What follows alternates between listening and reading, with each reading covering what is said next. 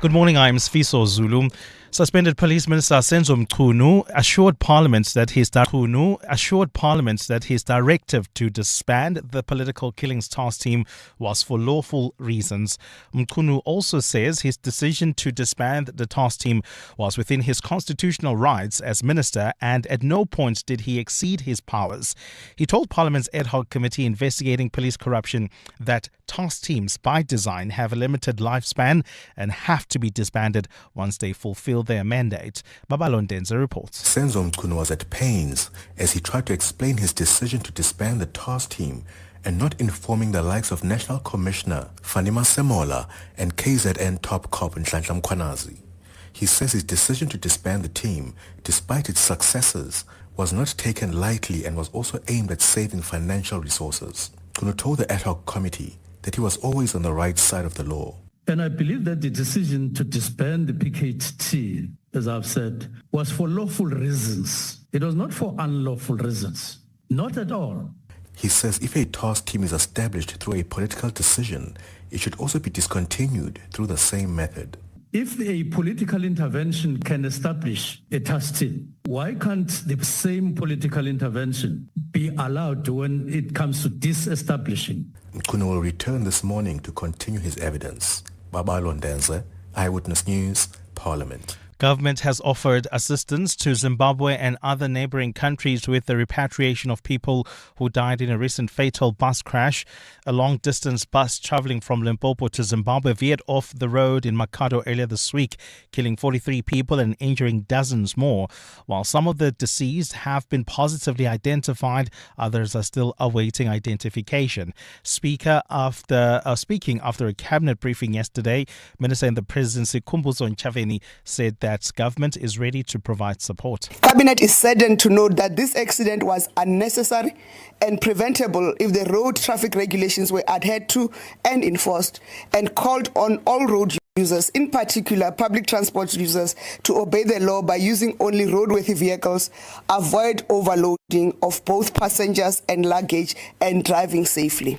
Mineral and Petroleum Resources Minister Gwede Mantashe says the United States trade tariffs are not as yet having an impact on fuel price in the country, but he says the only way to secure affordable fuel is through exploration and increasing the country's refining capacity. Answering questions in the National Council of Provinces yesterday, Mantashe said it was also not helpful to securing the country's energy future that exploration efforts are regularly being blocked. Lindsay Dentlinker reports. Minister Gwede Mantashe says since South Africa does not export any fuel to the United States, there's been no impact on the local fuel price, which is largely determined by the price of crude oil. He says the local petroleum sector is still mostly dependent on imports. The solution is in the discovery and exploitation of our own petroleum products. At this point in time, every time we touch a petroleum exploration, as we do in the Orange Basin, we end up in court. Mantashe says if the impasse could be resolved, it would guarantee fuel supply and more secure pricing. He says oil reserves sold during the COVID-19 pandemic have not been replenished. Mantashe adds that the decline in refining capacity is a risk to the economy and why dormant refineries need to be revived urgently. Lindsay Dentlinger, Eyewitness News, Parliament. And a memorial service for Kenya's former Prime Minister Raila Odinga ended in chaos when 3 people died after police opened fire to disperse mourners at a stadium.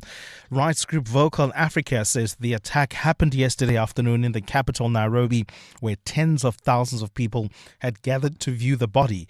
Police fired rubber bullets in the arena, and those who died are believed to have sustained gunshot wounds. Odinga died in India earlier this week, where he had been receiving medical treatment. His body arrived at the main airport in Kenya yesterday, where the authorities were forced to briefly suspend flights because of the huge crowds that had gathered there. Tens of thousands of mourners fled in panic as security forces opened fire. A state funeral is expected to be held today. Gold is trading at $4,356.84 an ounce. The rand is at 17.35 to the dollar, 23.33 to the pound, 20.32 to the euro. Brent crude oil is at $60.90 a barrel. And in the traffic, we've got some delays on the N3 North towards the Beklu interchange. That's due to roadworks that are taking place along this route. Please be on the lookout there and drive with care. There's some delays in the city of Tshwane. This is just as you approach Iskempa Drive on the R80 East. And in your sport, the All Blacks will tour South Africa next year for 3 test matches in what's been billed as the greatest rivalry tour. At the Cricket World Cup, the Proteas women take on Sri Lanka in Colombo today. Yesterday, Australia booked their place in the semi-final with a 10-wicket win over Bangladesh. A partly cloudy Friday in store for Gauteng, Johannesburg starting at 12 degrees, peaking at 26, Pretoria 14 and 27, for the Innergang 12 and 28. The top story in EWN this hour, suspended Police Minister Senzo Mchunu has assured Parliament that his directive to disband the political killings task team was for lawful reasons. EWN, in touch, in tune and independent. For the latest, visit ewn.co.za or download the EWN app. This is Breakfast with Bongani Bingwa On 702. Let's walk the talk. Indeed it is, 7 minutes after 6 o'clock. Welcome to the show, wherever you're listening to us from, whether you are in Oranjehof, or maybe you're just in Orchards, or Orlando East, or are you in West? Or we're just going to say Orlando. Just Orlando, right? Olivedale, where are you listening to us this morning? On Deckers Park. Maybe that's where you are. It doesn't matter. Welcome one, welcome all. My colleagues, Amor Amila. That's new. Amila. I have a nephew called Amila, so that's why perhaps that mistake has happened. Amor Amila, good morning. Good morning, Bongs. Morning, 702 Landers. It's clearly been a long week for me. It has been indeed. Mateo Haripe, good morning. Morning, Bongs. How are you? I'm very well, thank you. We've got Mapelile Sambo and Siamtanda Matiso producers taking your call. KG is starting the clock. Yesterday, I posted a video when he was playing his little mix. And one of the comments was that he was very grumpy in the background. So for anyone watching on YouTube, there you go. KG is able to smile from time to time. He's smiling right now. We're, of course, coming to you live from our Santon studios. You can stream the show on our YouTube page. We've got quite the show for you. Today, we're looking at a number of issues. Particularly, we're going to be focusing on the Department of Social Development in our political desk. The president has suspended South Africa's intelligence watchdog head. Is it about political accountability or some kind of power play? We've got the G20 correspondence desk, and Arts Alive returns with an award-winning play. It's a show!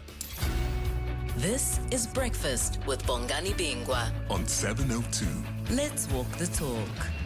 But of course, as you know, as is tradition, before we do anything else, here we go. A one, 2, 3. It's a Friday. It's a Friday. It's a Friday. Yeah, I know. Amila came in late. Someone was off. It's Amila. Yeah, I know. Amila, I sit on. Should we do it again? You weren't even singing. Because I didn't know where to It's enter. okay. Where to come I was in. so lost. You want to do a solo? No, We'll try again next Okay. week. We'll try again next week. It's okay. We give people chances here on this show. The big story, of course, has to be Senzo Mchunu, the suspended police minister, in Parliament yesterday. He gave very, very long explanations. Did you believe him? Did you buy what he had to say? He was hitting back at claims that he disbanded that political killings task team to protect criminal networks. And he went quite hard at Lieutenant General Mkhwanazi, saying that man knows I'm not a criminal. Have a listen. The decision was not for unlawful reasons. As a matter of fact, I have nothing to do with criminal syndicates myself. I've never had anything to do with them in my life. Not once. And not Amber. Not Amber. It has never happened. And it will never happen. It will never happen. Well, accusation is another when I'm accused, but I know I'm being investigated. But I know that at the same time, statements have been made in this comment that I'm no criminal. General Mkhwanazi knows in his conscience that I'm not a criminal. that have nothing to do with criminal syndicates. He knows. He knows, not amper. You ever listen to someone's denial and go,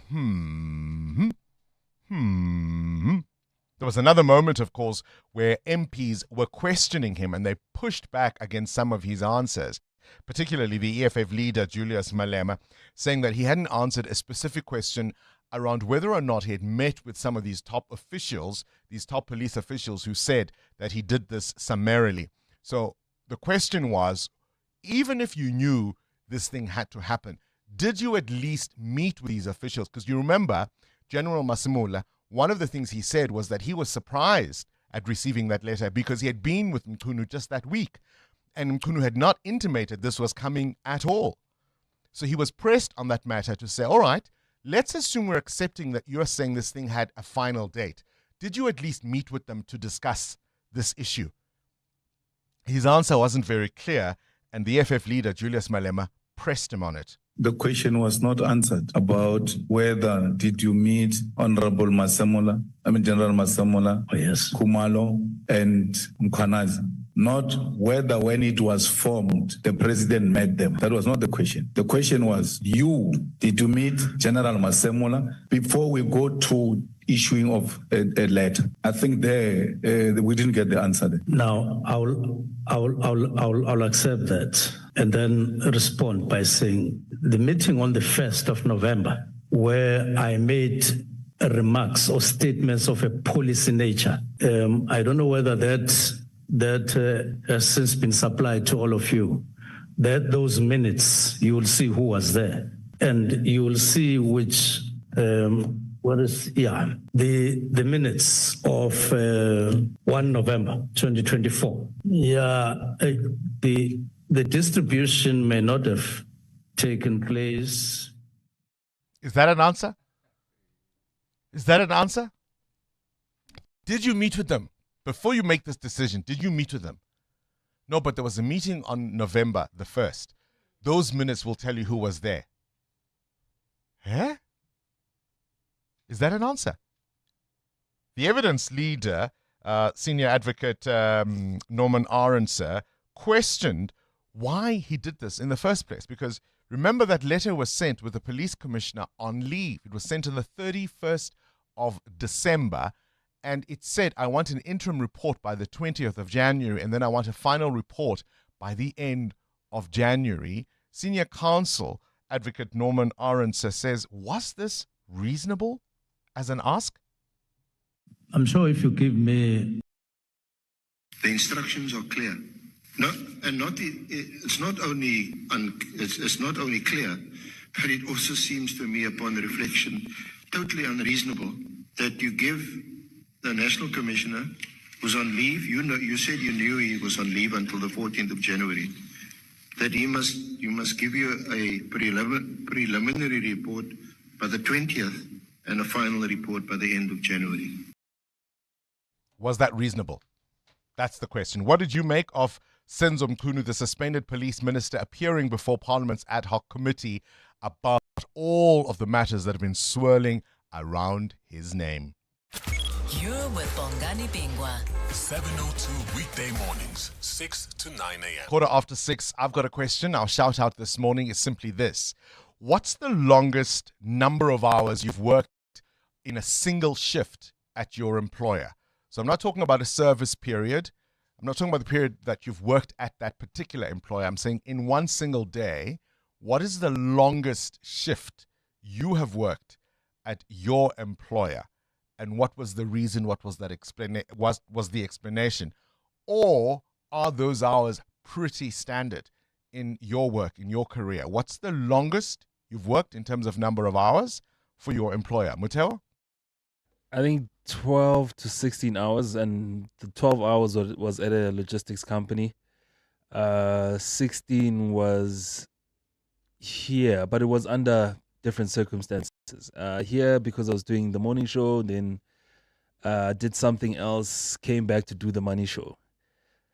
But you worked a 16-hour day. Yeah. That's not standard though, hey? No, that's not standard. Okay. Hope you got well rewarded for your efforts. Yes, I did. Yes, there we go. That's what we like to hear. Amo? I've worked for about 14, 15 hours here at work. Recently, actually.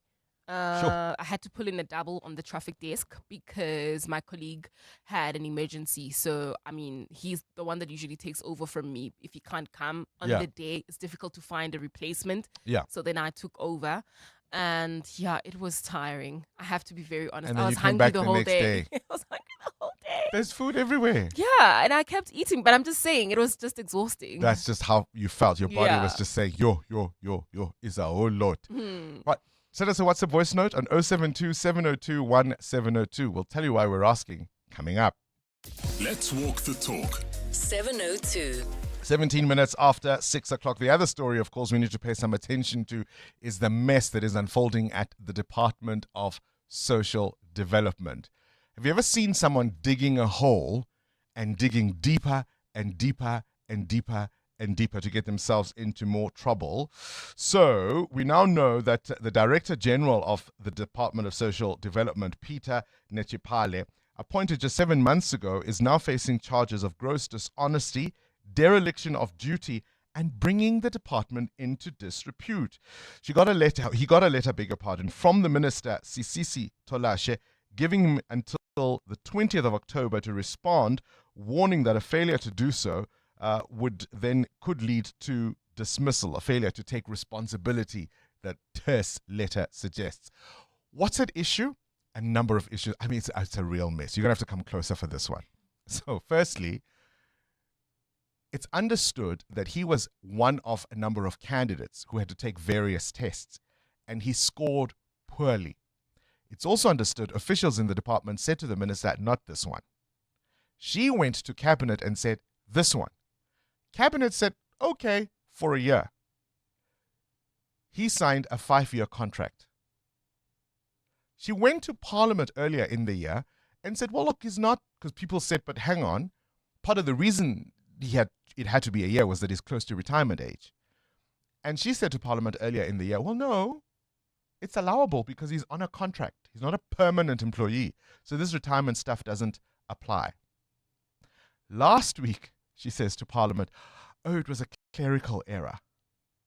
It was an oversight, it wasn't intentional, it was a mistake. Now she says, yeah, you knew you could only sign a 1-year contract. Why did you sign a 5-year contract?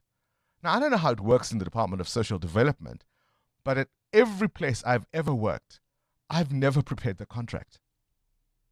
Do you know what I'm saying? I've never. Hey, Mateo? The employer gives you the contract that you sign. Yeah. Or don't sign, as You the read case may it be. as well, but right. yeah. But they're the ones who prepare the contract. If there was a clerical error, please, saying I'm getting a 20% raise, I would happily sign it. And if the employer signed it, they would be bound to it, wouldn't they?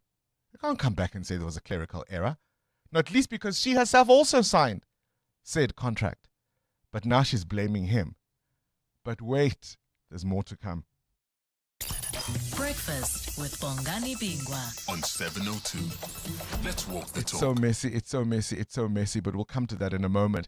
Muteo Haripe, what's your question this morning? I want to know on this Friday, what's your favorite food combo? Short rib and mashed potato. Ooh. Beef short rib and mashed potato. Made by me. No one else? No. Do you eat anyone else's food? I do.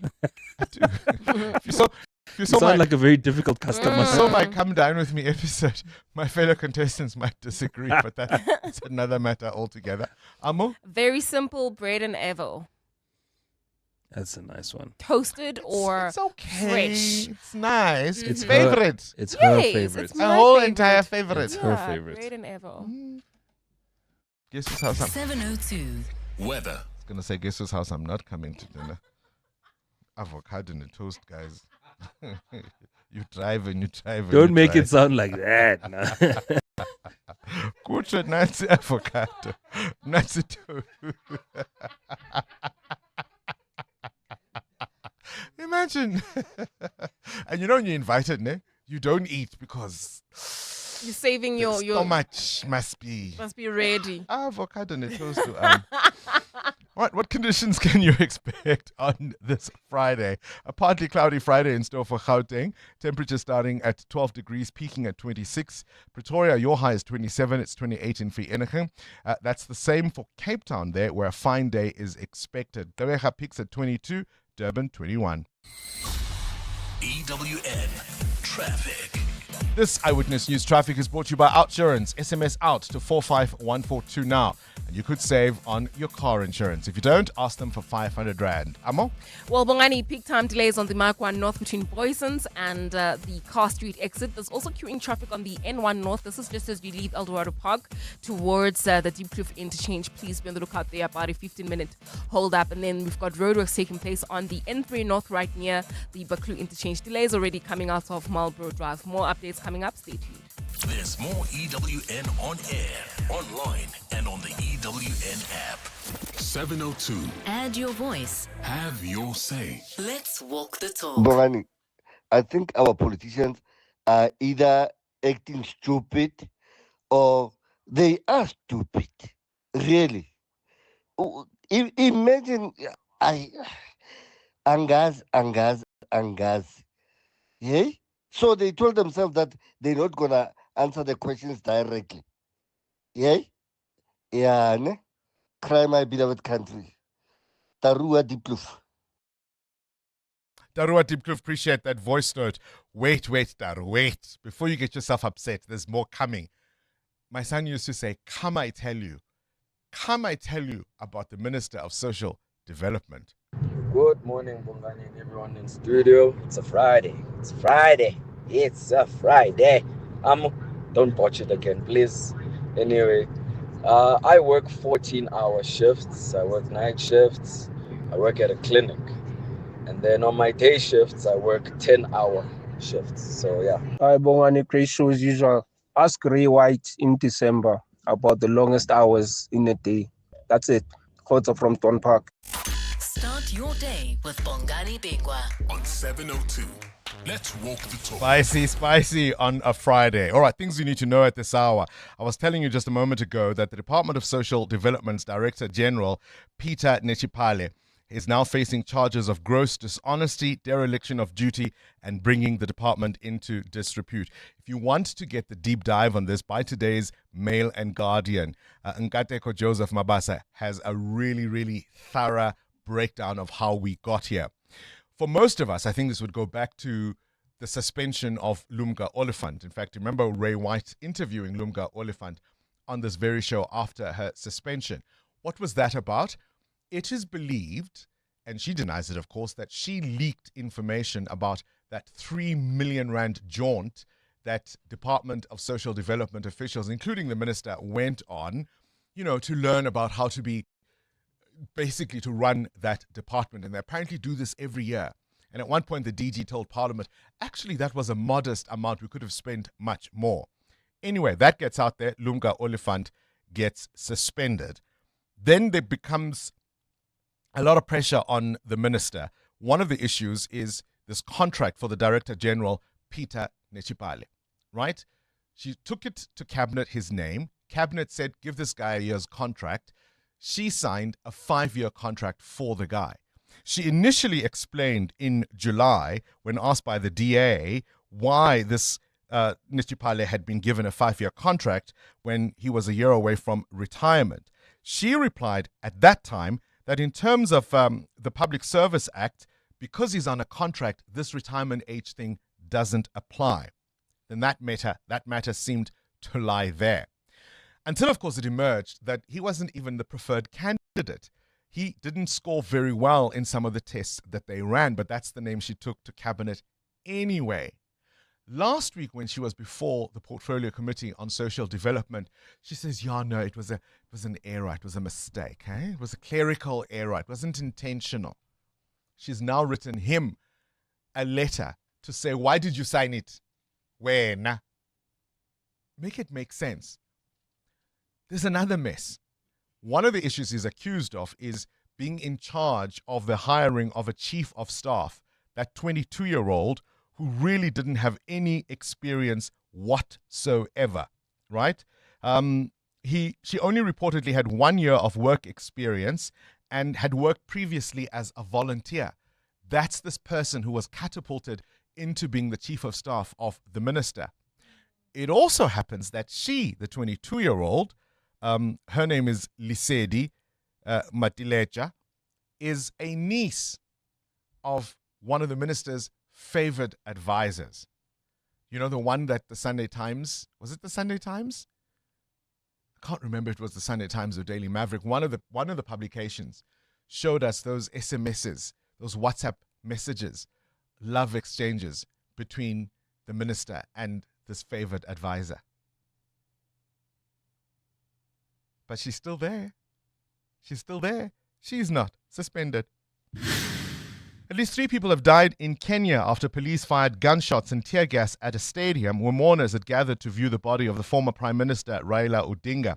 Essentially, these crowds entered restricted areas and they breached a gate, and police deployed tear gas and caused the mourners to rush towards the exit, and there was a stampede.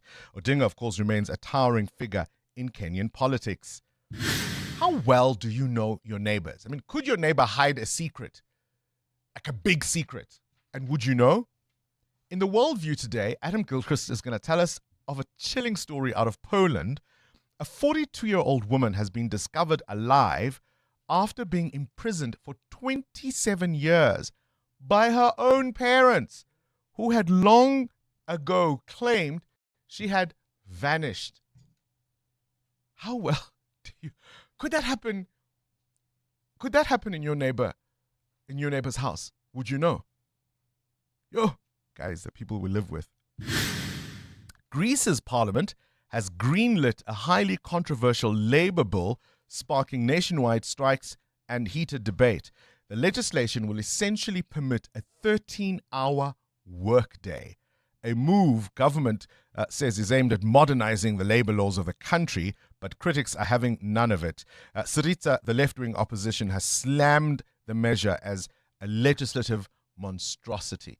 Imagine it being legal and standard, I guess, to work 13-hour days. That's not overtime. That's just your standard working day. 13-hour days. Yeah, ne? And musician Wyclef Jean celebrates his 56th birthday today. Was born on this day, 1969. Rose to fame, of course, as part of the Fugees with Lauryn Hill and Praz. They disbanded in 1997. There was a rumor of an affair between Lauryn Hill and Wyclef Jean.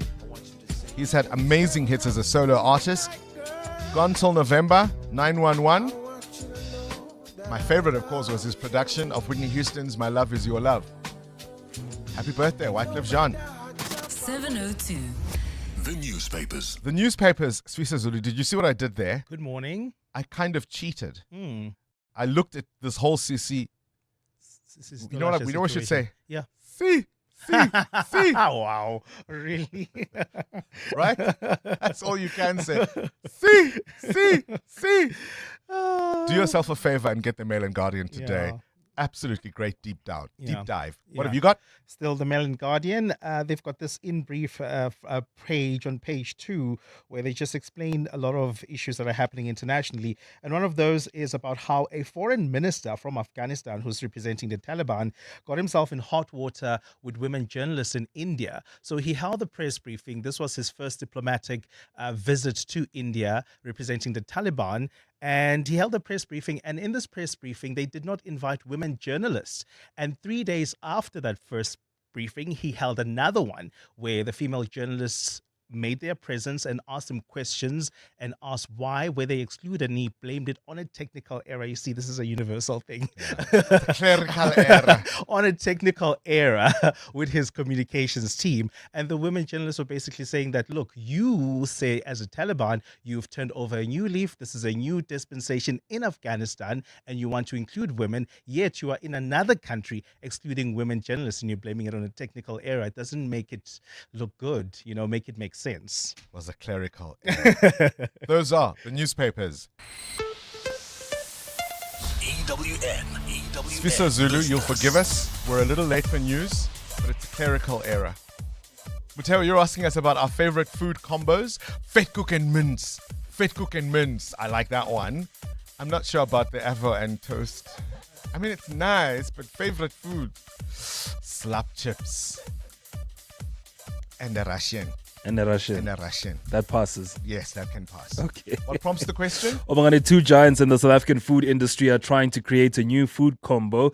Shares in food maker RFG skyrocketed 24% on Thursday after Premier Foods announced plans to acquire the food producer through a share swap. The deal would see RFG shareholders receive one Premier share for every 7 RFG shares held, giving them 22.5% ownership of Premier Group. RFG are the makers of Bull Brand, Heinz Spices and Rhodes Canned Foods, and that will see their market value go up to 5.8 billion rand, while Premier's market capitalization stood at 21.8 billion. Now, Premier is well known for products like Blue Ribbon Bread, Iwisa Maize Meal and Snowflake Flour. All right, where's the rand? Rand at this hour, 17 Rand 35, weaker against the US dollar, 20 Rand 32 against the euro, and at 23 Rand 33 cents against the British pound. Price of gold at $4,371 an ounce. It's up 1% this morning, with platinum at $1,710. Brent crude at $60.95 a barrel. More business after 7. Time now for your latest eyewitness news. Well, Sfiso Zulu, it does seem Action SA was the dark horse here. Tell us more. Well, Bongani, after winning its first ever by-election, the party says more is to come as it ramps up its election campaign. Action SA caused a major upset at the Ramutsiri Moila local municipality in the northwest, winning Ward 7's by-election by just 2 votes. One of the contributing factors to Action SA's win in the region is the merger earlier this year with the Forum for Service Delivery Party, which already had a footprint in the area. Action SA's national chairperson Michael Beaumont says other by-election results from across the country show that the party is on an upward trajectory. Action SA acknowledges that these strong results are purely a tribute to the people of South Africa, who are increasingly realizing that they cannot continue voting for failed political parties and expecting new outcomes. Government has offered assistance to Zimbabwe and other neighboring countries with the repatriation of people who died in a recent fatal bus crash. A long-distance bus traveling from Limpopo to Zimbabwe veered off from the road in Makado earlier this week, killing 43 people and injuring dozens more. While some of the deceased have been positively identified, others are still awaiting identification. Speaking after a cabinet briefing yesterday, Minister in the Presidency Khumbudzo Ntshavheni said that government is ready to provide support. Cabinet is saddened to note that this accident was unnecessary and preventable if the road traffic regulations were adhered to and enforced, and called on all road users, in particular public transport users, to obey the law by using only roadworthy vehicles, avoid overloading of both passengers and luggage, and driving safely. And an historic homecoming ceremony will be hosted at the Iziko Museum in Cape Town today as ancestral remains from the Khoi and San descendants return home. The remains arrived in the country last night, where community representatives conducted a private cultural ritual to receive their ancestors. The occasion marks the return of the remains, which were unethically exhumed between 1868 and 1924. They were previously held at the Huntria Museum in Scotland. And speaking on behalf of the South African Heritage Resource Agency, Noglunga Buthelezi says the ceremony has been enabled by the national policy on repatriation of human remains and heritage objects. This is the first repatriation of human remains which are held in institutions. This is in efforts of rehumanizing human remains that have been objectified and were taken unethically through exhumations over a century ago. Buthelezi adds that today's homecoming is going to be the first under the policy implementation of repatriating human remains. These ancestors, they are predominantly of the Northern Cape population. So from the 6 that have been repatriated in Scotland, only one of those is from Western Cape, and they are descent members of the San, Nama, Gurkha and Kurana populations. A partly cloudy Friday in store for Gauteng. The temperatures are at lows of 12 and 14 degrees, peaking at highs between 26 and 28. There's roadworks on the N3 North right near the Baklu interchange. Delays coming out of Vincent Chabalala Road. This is about a 15-minute hold up. If you're heading towards Woodmead as well as Morningside, please try to use Marlborough Drive into areas like Sandton. And if you're traveling on the N1 South in the Midrand area, delays between Samrand Avenue and Oliphants-Fontaine Road. The top story: after winning its first ever by-election, Action SA says more is to come as it ramps up its election campaign. The Outsurance pointsmen know that every car on the road carries a story. There's a car with a shift worker making his way home and daydreaming about his next career move, his next chapter. The Outsurance pointsmen know it's not just a car in traffic, it's a possible light bulb moment that could change someone's life. Every story is different and every story matters. That's why the Outsurance pointsmen have been doing what they do since 2005 in proud partnership with 702. Outsurance is a licensed insurer and FSP. You can become a victim of a legal problem: wrongful arrest, assault, uncontested divorce, rental dispute, maintenance matters, or labor problems. It can happen to you. Clientele Legal provides tough professional lawyers for an affordable monthly premium. Our legal team is standing by to assist you 24 hours a day. Join today. SMS Legal to 48721. That's legal to 48721. Clientele General is an authorized FSP and licensed non-life insurer. T's and C's online. Standard rates apply. The future of mobility is here, and it's powered by clean energy. Join business leaders, policymakers, and innovators at the NEV Summit 2025, taking place on 22 and 23 October. Together, we're driving Africa's green industrial revolution, building new industries, creating jobs, and positioning Gauteng as the hub of sustainable mobility.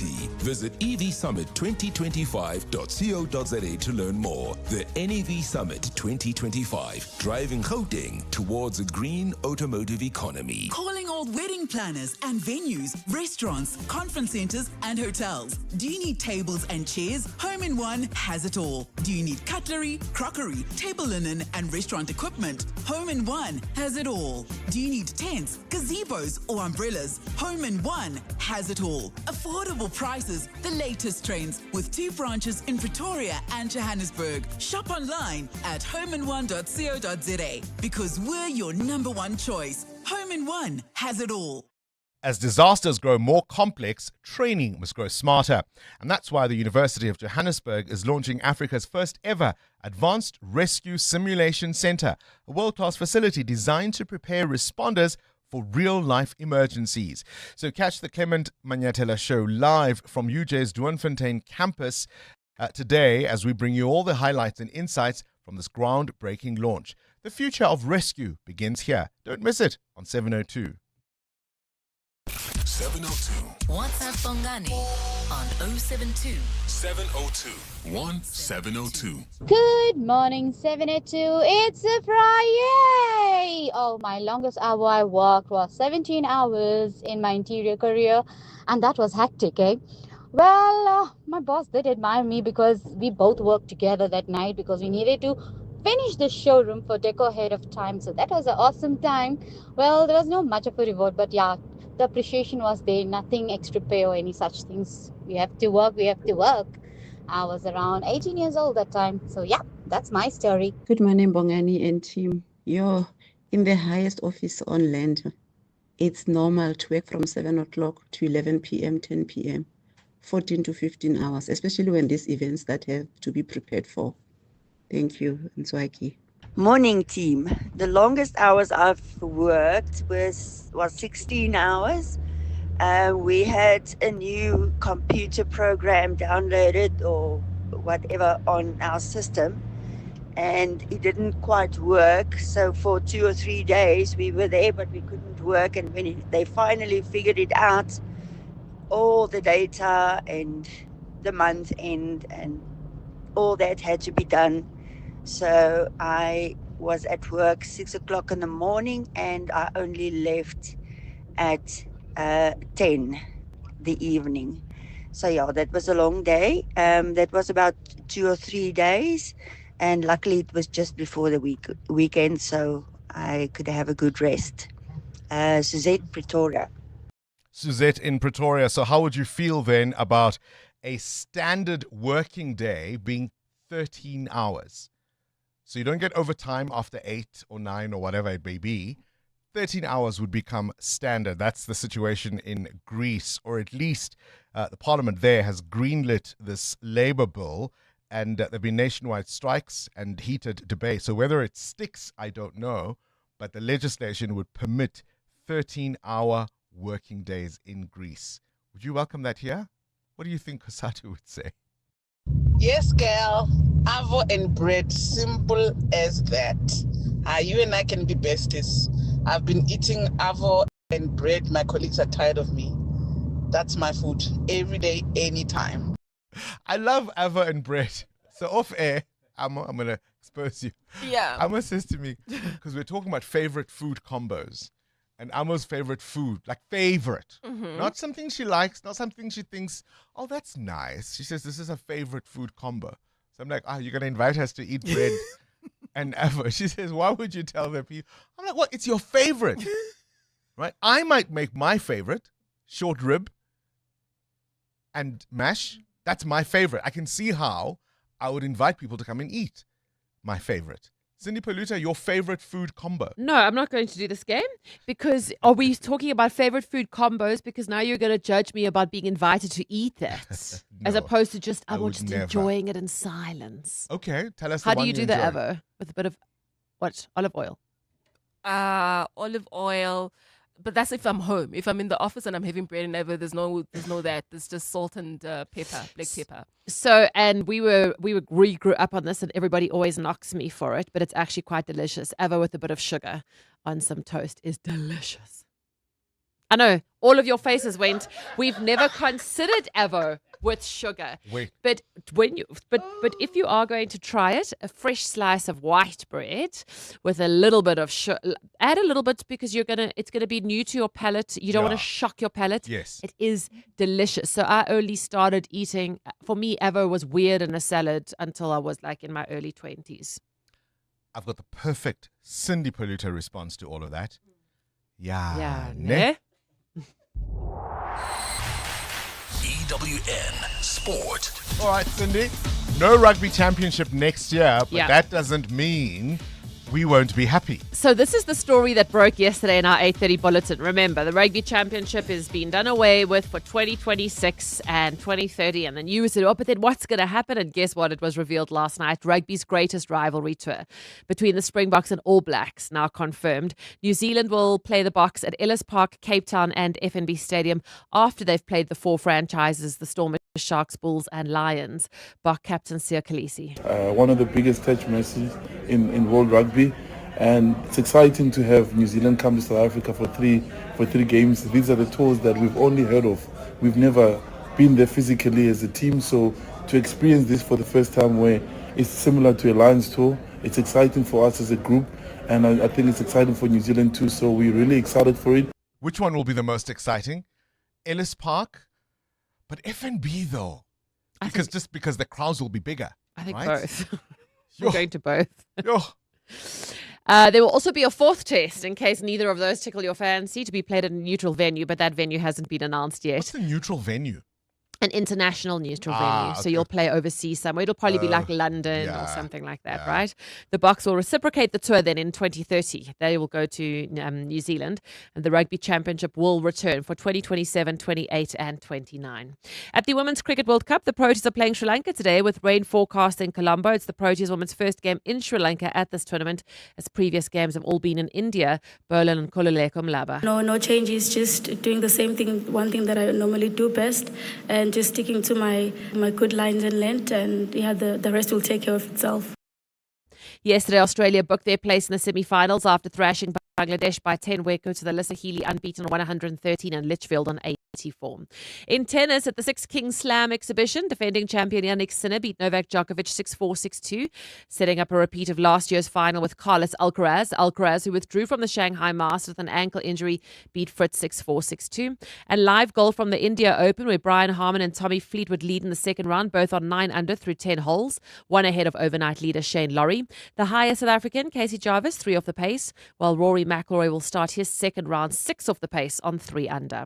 Cindy Paluta, Eyewitness News Sport. Mzansi, Powerball has reached a staggering 150 million rand guaranteed jackpot this Friday. Only 3 times in history has Powerball reached such jaw-breaking levels. Be in it to win it by playing Powerball for the guaranteed 150 million rand jackpot today. Buy your tickets now in store on nationallottery.co.za, the mobile app, cell phone banking, or simply dial *120 *7529 hash for USSD. Panda, Pusha, play. Players must be 18 years old and play responsibly. E2 is the proud operator of the National Lottery. Medical care, like music, needs continuity, a steady rhythm and pattern. Patients attended to on time, medication taken as prescribed. Cut the rhythm, and it falls apart.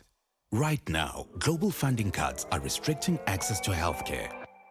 With your support, Doctors Without Borders can continue to provide medical care to communities worldwide. Because medicine, like music, only works when uninterrupted. Doctors Without Borders, we go there. You can become a victim of a legal problem. Wrongful arrest, assault, uncontested divorce, rental dispute, maintenance matters, or labor problems. It can happen to you. Clientele Legal provides tough professional lawyers for an affordable monthly premium. Our legal team is standing by to assist you 24 hours a day. Join today. SMS Legal to 48721. That's legal to 48721. Clientele General is an authorized FSP and licensed non-life insurer. T's and C's online. Standard rates apply. The Brainy Kids of the Whiz Quiz. On 702. Good morning, Uncle Bongani. My name is Butumelo. I'm 11 years old. I go to Springbok Primary in Centurion. And when I grow up, I would like to be an anesthesiologist. And I can't wait to play the Whiz Quiz with you. Ooh, but you won't put us to sleep, will you, Buitumelo? 10,000 Rand is up for grabs. 702. Coming up at 7:15, the big interview. EWN Traffic. 12 to 7, this Eyewitness News Traffic brought to you by Outsurance. SMS out to 45142 now. And you could save on your car insurance. If you don't, ask them for 500 Rand. Roadworks on the N3 North, Amo? Well, yes, Bongani, and they are causing delays between Vincent Chabalala Road and the Baklu interchange, about a 15-minute hold-up there. If you're traveling towards areas like Midrand, even the city of Tshwane, please try to use the R21 North instead, because you'll be held for about 15 minutes more. If you're traveling on the N1 North, delays between Malibongwe and Winnie Mandela Drive. This is due to peak time delays. There's also peak time pressure along the city of Tshwane on the R80 East Mabopane Highway as you approach Eskiam Pakele exit. More updates coming up. Stay tuned. There's more EWN on air, online, and on the EWN app. Clever late excuse number 86. I got stuck behind a learner driver for 20 minutes. Don't be that guy. The Outsurance pointsmen are on the roads. You don't need creative excuses for being late. They ease traffic congestion to get you there quickly and safely. So Outsurance really means it when they say you always get something out. In proud partnership with 702, Outsurance is a licensed insurer and FSP. 702.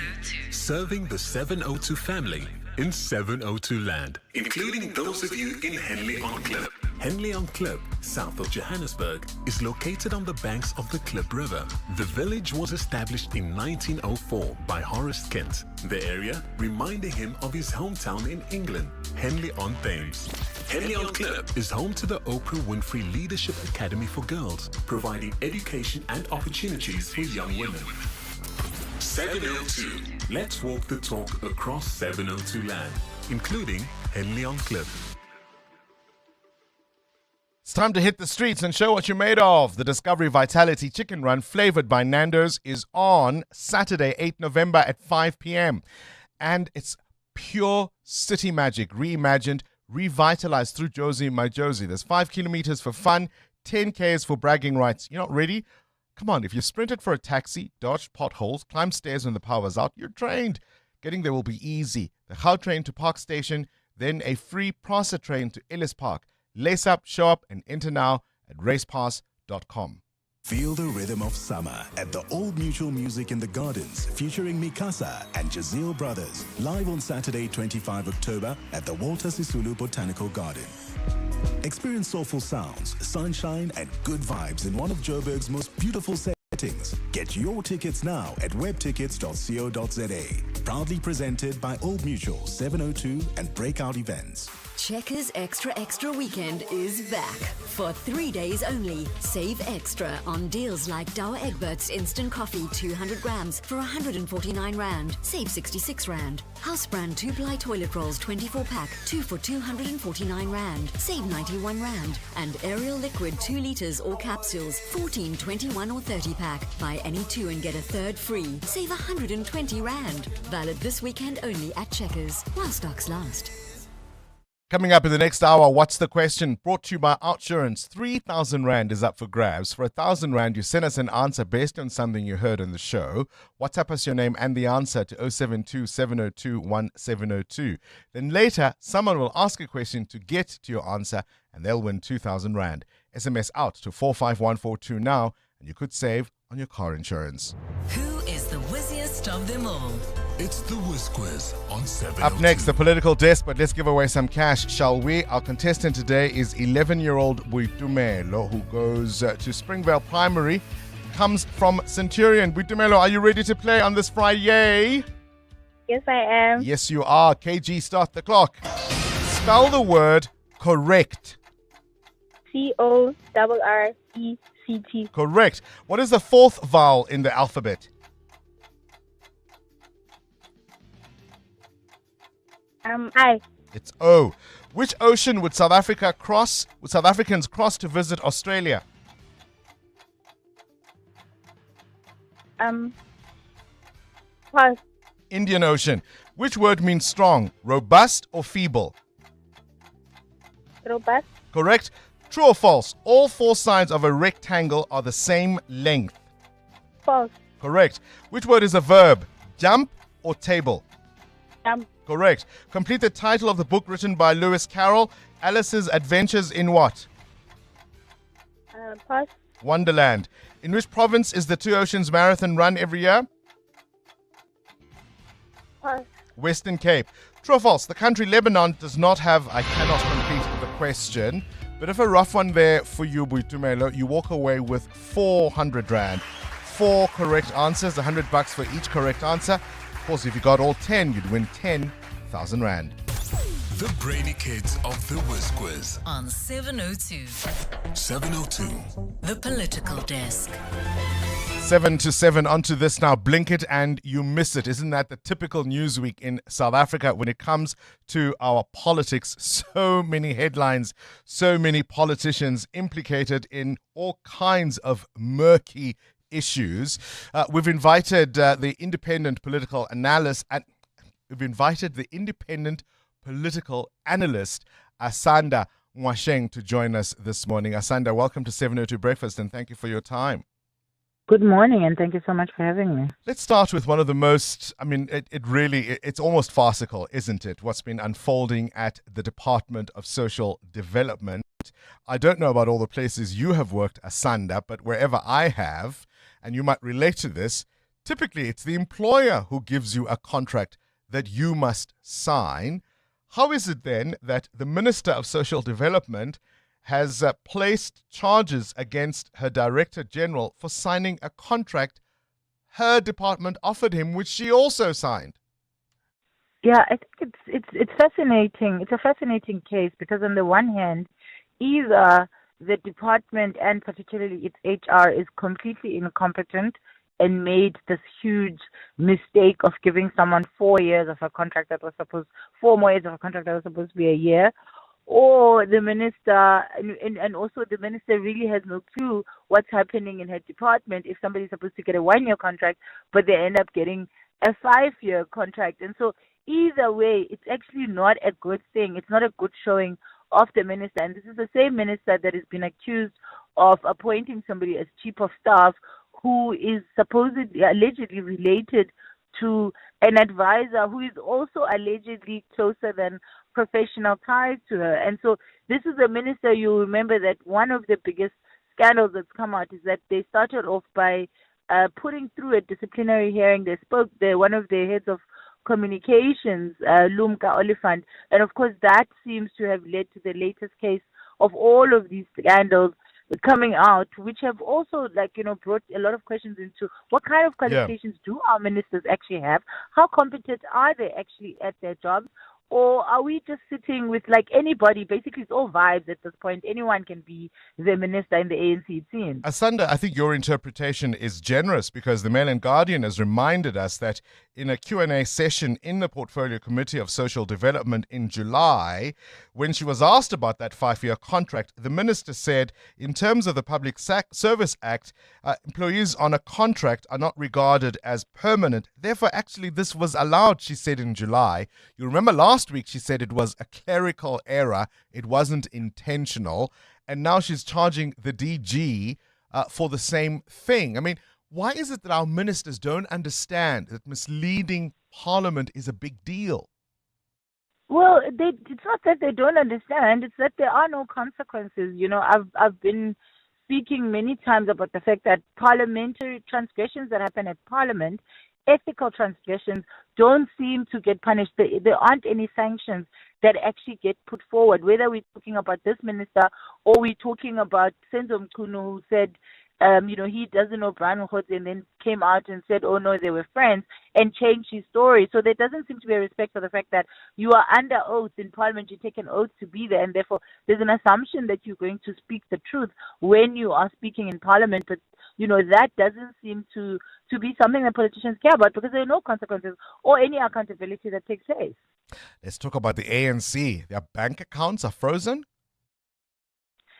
Yeah, that's quite a curious case because this is the case that has been going on for quite a number of years. And one of the curious aspects of it for me is that the case is actually brought forward by one of the ANC members who claims that he was asked to produce posters and other paraphernalia for elections, which some were used, some were not used, and he ended up being in debt for millions of rands. I mean, I'd love to be one of the people who can get so many millions of rands in debt, but that's besides the point. And so he's been trying to get the ANC to pay him his money, and he's tried the sheriff route and had some of the furniture taken away by the sheriff at some point, and now it's gotten to a point where the bank accounts of the ANC are frozen, which again for me speaks to how can we as South Africans trust a political party that cannot do its own governance as a political party to this point, but we trust them with the entire purse, the entire fiscus of South Africa into the trillions of rands. It really is quite unbelievable. As I said in my introduction, some of these things seem really farcical if they weren't so serious. Let's talk now tensions within our law enforcement. I mean, Sibia and Mkhwanazi definitely aren't each other's besties, are they? Yeah, well, we seem to be living through, I've been saying to friends that we are in an era where if Netflix movies were written and acted out about these, we would find them quite incredulous. But these are cases where, fact really is stranger than fiction. And we're seeing, these two commissions, both the ad hoc committee in Parliament and the police commission itself, are showing us that there's such a lack of governance and such a lack of care and accountability within our civil service. But they're also showing us that a lot of politicians actually abuse the power that they do have when they get into these positions. And when they do that with insiders who are public servants who we as the public are trusting. But I mean, it shouldn't be surprising to us as South Africans because the Zondo Commission dealt with policing. And if you go as far back as even Becky's era, for instance, when Jackie Silebi was accused of being connected to one of the biggest criminals in South Africa, and he said Agliotti is his friend, finish and car, and we didn't immediately remove him at that point because no policeman, as Mkhwanazi has alluded, that a policeman and a criminal can never be friends. And here was a man who was a national police commissioner telling us that he was friends with criminals, which kind of gave away the whole game. And so we are reaping the fact that we didn't deal with this rot at that point, From and the it simply get-go. just continued over the decades and over the different presidents. I'm going to assume on your part some knowledge of my first language, isiXhosa, because I want to say, what does all of this say about the man at the top? Now, in isiXhosa, we might say, akho mntu pha. There's no person there. Akho mntu, essentially, because whether you're looking at the allegations against the Tembisa hospital, where he's claiming he doesn't know somebody related to his ex-wife, or you're looking at Phala Phala scandal, or you're looking at just the pure kind of everyone is able to do whatever. The fact that, Mkhunu himself is still only suspended and CBI is only suspended and they haven't been taken through the formal proper processes and actually been fired is actually quite shocking, because it continues to give us a situation where people are getting paid while it's becoming more and more clear that, they're more likely corrupt than they are not. Sanda, thank you so much for your time. Asana Mwasheng there, independent political analyst. Well, some get suspended, some do not. Up next, we look at the suspension of the Inspector General of Intelligence, Imtiaz Faisal. As Asanda has pointed out, is this taking us back to the days of Jackie Silebi? This is EWN. Police have raided Brian Mokhotzi's business as questions grow about his alleged influence on police top brass, and Kumbuzo Nchaveni tells foreign nationals to be well-behaved guests in South Africa. Good morning, I'm Sfiso Zulu. Police have raided a property owned by suspected criminal Brian Mokhotzi in the northwest. The raid took place last night. Mokhotzi is accused of taking money from another suspected criminal, Vusmuzi Ket Matlala, who is currently in jail for allegedly trying to kill his former lover.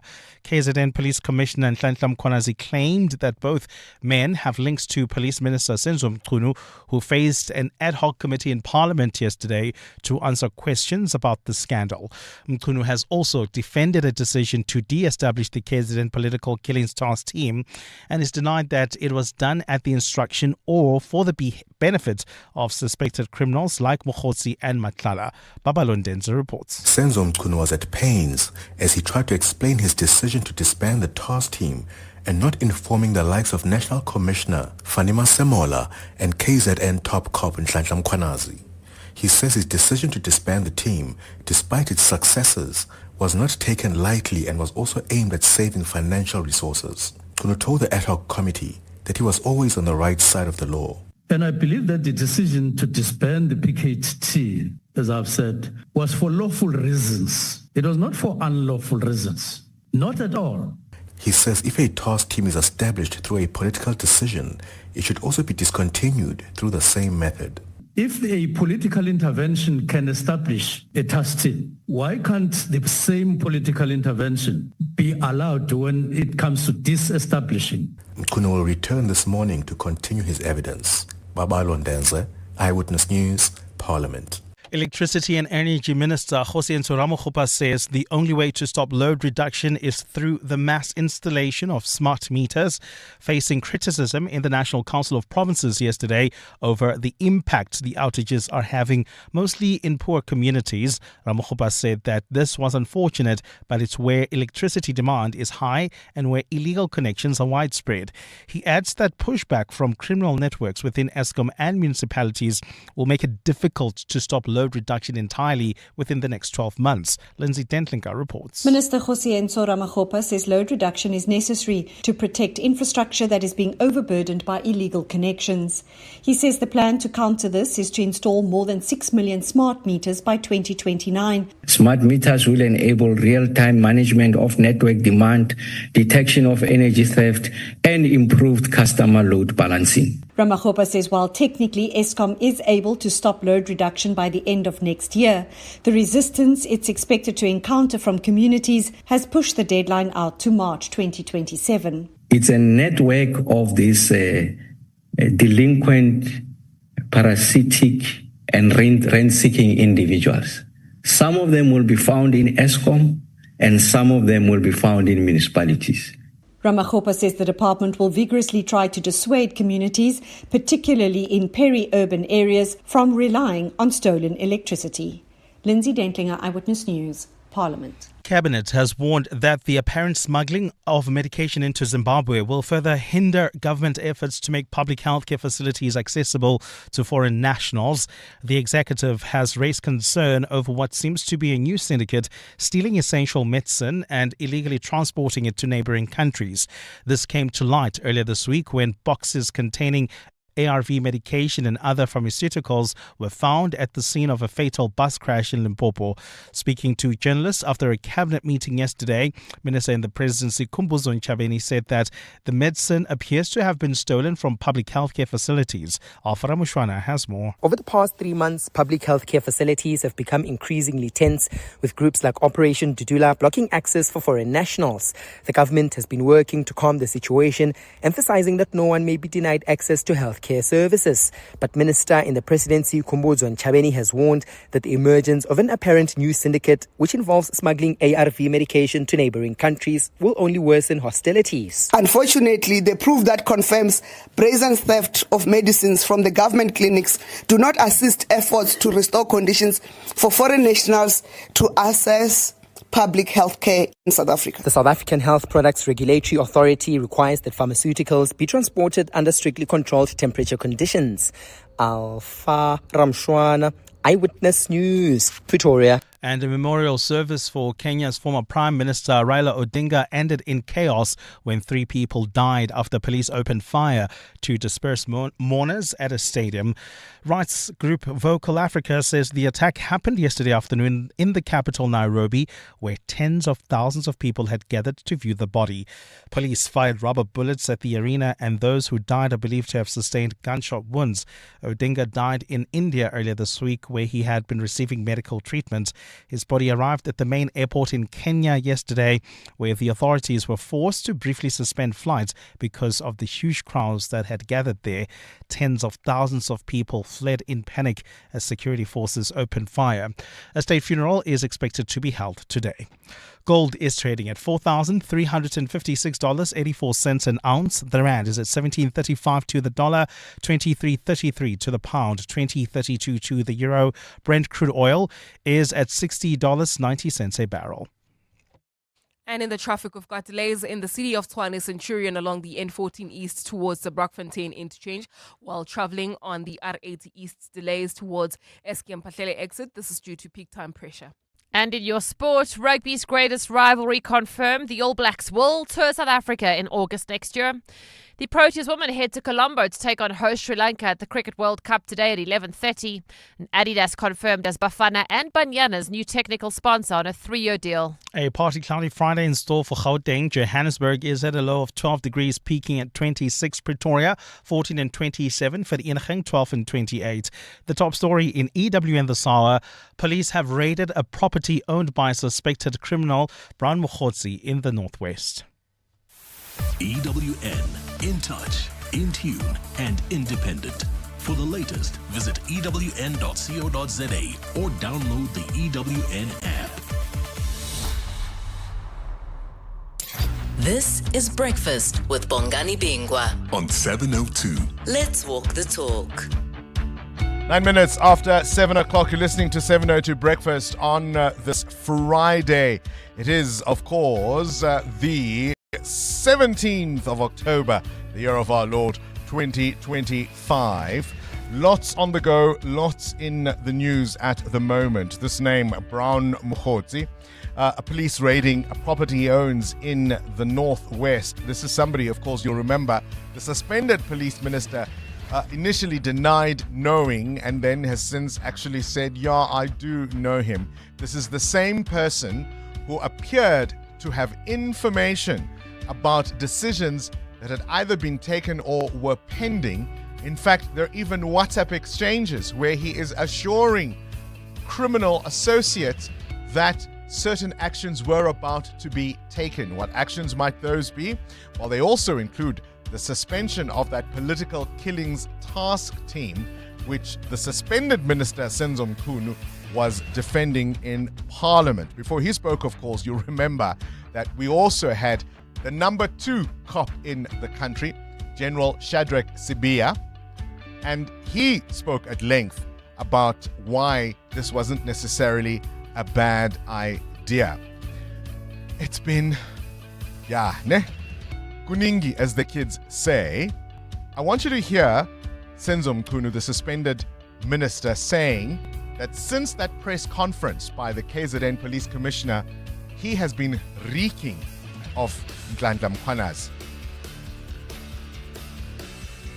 I'm sure if you give me another 30 minutes, taking delight that tomorrow I'm back here. And I want to explain to the chair, from the 6th of July, I'm wearing General Mkwanas. From the 6th of July, I'm smelling General Mkwanas. And this is the first opportunity that I'm getting to explain myself.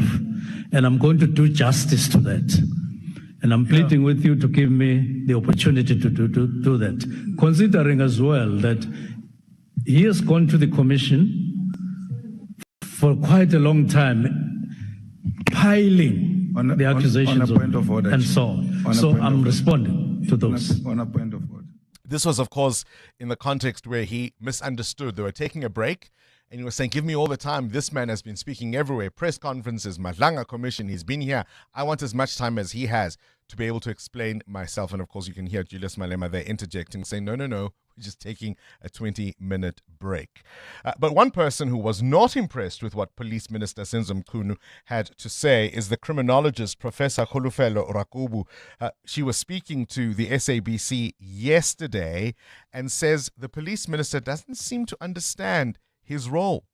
A very worrisome testimony today because we are now taken back to the first day of the testimonies by General Mkhwanazi. We are taken back to the constitutional power struggles and constitutional misinterpretation, particularly Section 206 and 207, which are very particular with regard to the responsibilities of the minister and responsibilities of the provincial commissioner or national commissioner. Now, provincial commissioner and national commissioner derives their powers to decide on the structure, your numerical strength, and establishment of station and units. Now, Mchunu has showed lack of understanding of this legal framework since he openly and boldly speaks about participating in a structure or a meeting with the exclusion of a provincial commissioner. That should be nullified. Participation in that structure or taking decision wherein a national provincial commissioner or provincial commissioner is excluded, that should not, the minutes or the decision taken should not even taken into consideration. That's what that analyst had to say, that audio courtesy of the SABC. This week, offering a bright spark for Japan, their demographic challenges, births within a key segment of that population have reached a record-breaking 22,000, a 50% increase compared to a decade ago. I told you about Greece's parliament greenlighting a controversial labor bill that will permit 13-hour days. Adam Gilchrist has a chilling story from Poland about two parents hid their 42-year-old daughter 27 years ago, claiming she had vanished. And it's the birthday of the rapper Marshall Bruce Mathers III. You know him better as Eminem. He turns 53 today, born on this day in 1972. 702. Up next, The Big Interview. EWN Traffic. All right, 14 minutes after 7 o'clock. Peak time delays everywhere. Amo? Yes, Bongani, this is along the N1 South between the Brakfontein interchange and New Road towards Midrand, while traveling along the N1 North. This is now as you leave Eldorado Park, Devlin, as well as Netchurena towards the Deep Kloof interchange. Traffic is heavily backed up there. And then there's also queuing traffic on the Mark 1 North between Boyson's Road and Empire Road. Peak time pressure there. More updates coming up. Stay tuned. There's more EWN on air, online, and on the EWN app. The University of Johannesburg's new Rescue Simulation Center is Africa's first high-fidelity facility designed to train responders for real-life disasters. From helicopter rescues over a 5-meter survival pool to urban search tunnels, mass casualty simulations, and extreme environmental conditions. The center provides a controlled yet realistic environment to develop critical skills. By combining advanced training, research, and multi-agency collaboration, this facility strengthens Africa's emergency responses, ensuring teams are ready to save lives when it matters most. Visit uj.ac.za for more. University of Johannesburg, our future reimagined. Mzansi, Powerball has reached a staggering 150 million rand guaranteed jackpot this Friday. Only 3 times in history has Powerball reached such jaw-breaking levels. Be in it to win it by playing Powerball for the guaranteed 150 million rand jackpot today. Buy your tickets now in store on nationallottery.co.za, the mobile app, cell phone banking, or simply dial *120 *7529# for USSD. Panda, Pusha, play. Players must be 18 years old. Play responsibly. E2 is the proud operator of the National Lottery. Breathe in insurance. Breathe out pineapple. In insurance. Breathe out pineapple. Again. In insurance. Out pineapple. Again and again. Pineapple FSP 48650 is underwritten by Omart Insure Limited, a licensed non-life insurer and authorized FSP. Checkers Extra Weekend is back. For 3 days only, save extra on deals like Pringles 165 grams, any 2 for 89 Rand, save 51 Rand. Lancewood bulk cheddar or Gouda cheese, 900 grams for 119 Rand each, save 41 Rand. And Pampers Premium Care nappies or pants, buy any 2 and get a third free, save 330 Rand. Orange is the new black. Valid this weekend only at Checkers, while stocks last. For the first time ever, the G20 summit is being hosted on African soil, a global moment of solidarity, equality, and sustainability with Africa at the center. So tune in today for the G20 Correspondence Desk on 7:02, and it's brought to you by RMB and FNB, proud sponsors of this year's G20 summit. So you'll get all the news, all the views, insights, and, of course, the breakthroughs from the summit as they unfold. The G20 Correspondence Desk on 7:02, brought to you by RMB and FNB, divisions of First Rand Bank Limited, an authorized financial services and credit provider. 7:02. The Big Interview with Bongani Bingwa. 17 after 7, on to this now. A storm is brewing in South Africa's intelligence world. One that's got everyone asking, so who's watching the watchers? President Cyril Ramaphosa has suspended the Inspector General of Intelligence, Imtiaz Faisal, the very man meant to be keeping the spies in check. And of course, it comes on the back of, you could really say, jaw-dropping reports on crime intelligence bosses blowing 227 million rand on luxury hotels while budgets for actual policing are being cut. Is it deja vu for those of us who remember the murky Richard Mdluli era where slash funds, political protection and shadowy deals ruled the roost?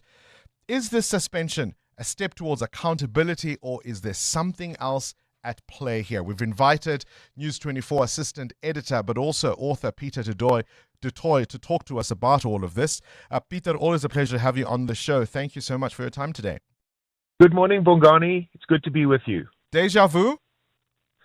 It looks like it, doesn't it? I mean, you refer to the murky world of crime intelligence and the intelligence world generally. If you cast your mind back to September 2007, almost exactly 18 years ago, then President Thabo Mbeki suddenly suspended the National Director of Public Prosecutions, then Advocate Vusi Pikoli. And that was because the Scorpions that was still in existence then was on the verge of arresting Jackie Salibi, who was the National Police Commissioner. And he was suspended, Vusi Pikoli, because of an ostensible breakdown in relations with the Minister of Justice, Bridget Mabandla. But as we know now, he was actually suspended because Thabo Mbeki relied on Vusi Pikoli, or rather relied on Jackie Salibi and crime intelligence in the run-up to the ANC's elective conference that year at Polokwane.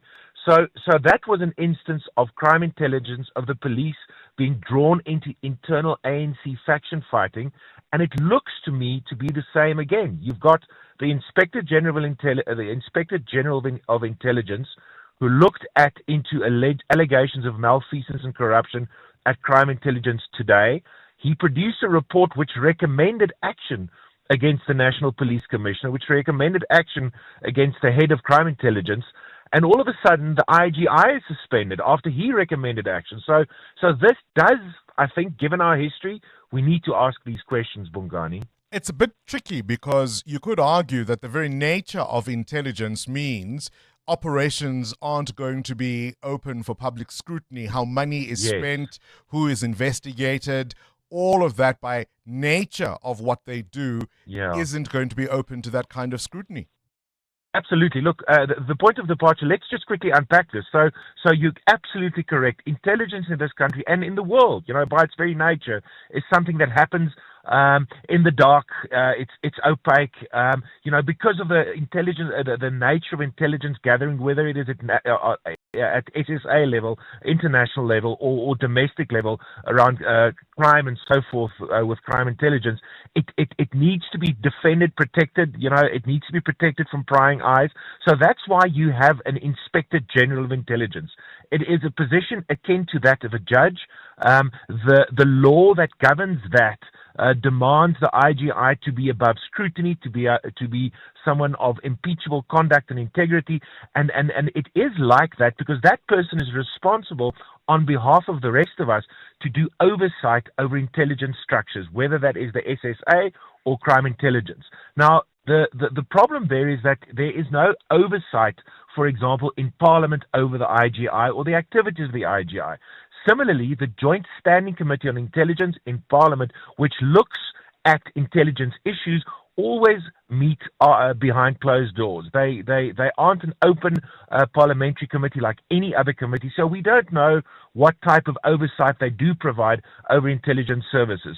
So we need to be able to trust the IGI, and we need to be able to trust the Joint Standing Committee of Intelligence because they do their work behind closed doors, because they do their work outside the sight of scrutiny of normal South Africans. We don't have line of sight.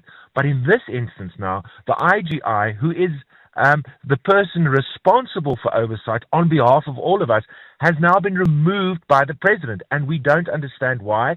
The inference, unfortunately, is that the president, I think, seems to have now taken sides, Bongani, because the IGI recommended action against the police commissioner, recommended action against the head of CI. And you mentioned those property transactions. My colleague Carl Cowan at News 24 has written extensively about these highly questionable property deals that have been conducted by the police, by crime intelligence, the money spent on that, the reasons why that was spent on those properties. So there seems to be a bona fide case for them to answer, but now the oversight body, which recommended the action, has been removed by the president. We don't know why yet. One of the difficulties we are all facing as we try to understand all of these matters is, some are more equal than others, you might argue, because the president is not exactly known as the fastest gun in the West when it comes to suspending people. I'll remind you of Andrew Chauke, for example. Yes. We are seeing ministers potentially misleading Parliament even to this day, and that takes a while to get action on. And ostensibly here, we understand there was a complaint from crime intelligence, and that's what the president is acting on here. Well, it was surprising, isn't it? I mean, you referred to the Chauke matter. It's the matter of Andrew Chauke, who's the Southern Gauteng, effectively the Johannesburg Director of Public Prosecutions, has been it's been an issue for Shamila Batoy ever since she rose to the position of National Director of Public Prosecutions. The argument in the National Prosecuting Authority was that Chauke was a spoke in the wheel of various state capture prosecutions going forward. There were allegations against Chauke's probity. There are allegations against his integrity. And years ago, the National Director of Public Prosecutions identified this as a big problem for her in trying to fix the National Prosecuting Authority. She went through the correct channels, investigating Chauke, making the recommendation to the president, where it sat on his desk, Bongani, for years. Now, if the president was committed to assist Shamila Batoy and the NPA to fix its internal machinations, to fix its internal shortcomings, that was certainly one of the most important things that he could act upon. It's his National Director of Public Prosecutions. The city of Johannesburg, or Southern Gauteng, is one of the biggest divisions in the country. Surely you need to sort that out. Why did he sit on that for years? But the moment that the IGI makes recommendations against the National Police Commissioner and the head of CI, and they then lay a counter complaint, the IGI suspended within a matter of days. So why, Peter? It is odd. Peter, why is he Speedy Gonzalez on this one? I don't know. I mean, given our history, given the role that crime intelligence plays in internal ANC machinations, the way in which intelligence has been drawn into internal ANC politics. You'd recall the high-level panel on intelligence that delivered its report a good couple of years ago that said the SSA has basically been turned into a functional arm of the ANC. I can only argue and suspect that it does have a link with internal ANC factional fighting, that it does have a link with the unfolding drama in the police as we're seeing happening now, access to resources, access to war chests, access to networks of extraction, Bongani. There's all of that, and also, of course, there are the political considerations to think about in terms of the ANC's own dynamics. But perhaps even more frighteningly, Peter, there is the consideration, and we have to ask ourselves, is our number one himself compromised? If you think about Phala, for example, because if nothing else, the picture that has emerged in recent months about law enforcement, whether it's crime intelligence or SAPS, is at the very least chaos. There's mistrust, there's backstabbing, there are people investigating each other, and at times no coordination, that the left hand not knowing what the right is doing because of those mutual suspicions. But all of that points also to the fact that the president may, as you say, be picking sides to cover himself. Well, Bongani, it was Pravin Gordhan years ago who said, let's connect the dots. Let's throw in another dot here. A couple of months ago, there was enormous conflict between the National Prosecuting Authority and specifically the Investigating Directorate, now known as IDAC, and the Ministry of Justice to get access to the Zondo Commission's archives and records. Because we know that the Zondo Commission couldn't get through all the evidence that was presented to it. They still have terabytes and terabytes of hard evidence related to instances of state capture, and the Ramaphosa Ministry of Justice simply refused to grant access to IDAC to start investigating some of those outstanding matters and outstanding cases. The Director General of Justice, the Minister of Justice, who was then Thembi Simelane, just simply refused to grant access to the NPA. Now, why was that? If Cyril Ramaphosa and his government is really committed to the rule of law, he would have facilitated and helped the NPA to get immediate access. It led to enormous ructions between the NPA and the Ministry of Justice. So there are a number of dots, I think, that we can connect, Bongani, which does lead us to ask the question, is the president protecting someone, something, or even himself? Goodness me, how quickly we move on, hey? Thembi Simelane is still, of course, having issues that she herself needs to answer. But because she's no longer at justice, the heat is off. How typical of us. Peter Tutoy, appreciate your time. News 24 assistant editor, author, joining us to explain the murky goings on in South African law enforcement at the moment. EWN Business. 29 after 7, building materials firm Cashbuild Mateo reporting a great start to the 2026 financial year. Yeah, the building materials retailer Cashbuild says revenue increased by 4% with 11 new stores opening since July 2024, contributing around 2% growth to the company. Cashbuild released a first quarter operational update for its 2026 financial year. The company reported that transactions through its tills increased by 6%, with existing stores increasing by 4% and new stores increasing by 2%. The company recording selling inflation of 1.4% over the period. The retailer South African segment, which constitutes the lion's share of sales at 83%, saw revenue growth of 7% in the first quarter. All right, DRD Gold's expansion plans receiving a boost. Yeah, the miner plans to reclaim 3 mine dumps in Gauteng, which will enhance the lifespan of its Ergo operation beyond 2040. DRD Gold will invest 800 million rand in its growth project, funded by increased liquidity and cash generation from elevated gold prices. So there's still gold in those dumps, eh? Yeah. The Zamazamas are onto something. Where's the rand? 17 Rand 35 against the US dollar, 20 Rand 30 cents against the euro, and 23 Rand 33 cents against the British pound. Price of gold at $4,369 an ounce. That's why everybody's digging for gold.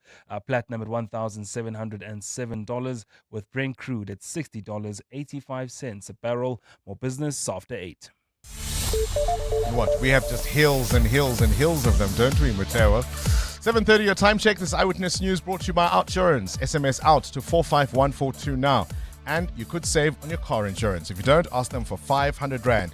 Sfisa Zulu, good morning again. Thanks, Bongani. Good morning. The DA believes an investigation into former Gauteng Health Chief Financial Officer Lerato Madio could reveal the mastermind behind the death of Babita Deokaran. Deokaran was killed after blowing the whistle on corruption and tender fraud at Tembisa Hospital in 2021. Last month, the Special Investigating Unit released a report revealing that money stolen through tenders at the facility amounted to more than 2 billion rand. Yesterday, the DA laid 7 charges against Madio at the Johannesburg Central Police Station. The list of charges include failing to report corruption, theft and fraud, conspiracy to commit an offence, and also failing to stop irregular expenditures. The DA's Jack Bloom. We think she's a central figure, and that the big fish are getting off so far. We haven't seen criminal charges. We laid the charges because the DA wants to get the ball rolling. So far it's just been lower level officials who get charged on disciplinary cases, and we're not getting to the syndicate head. After winning its first ever by-election, Action SA says more is to come as the party ramps up its election campaign. Action SA caused a major upset at the Ramotsiri Moilwa local municipality in the northwest, winning the Ward 7 by election by just 2 votes. One of the contributing factors to Action SA's win in the region, it's a merger earlier this year with the Forum for Service Delivery Party, which already had a footprint in that particular area.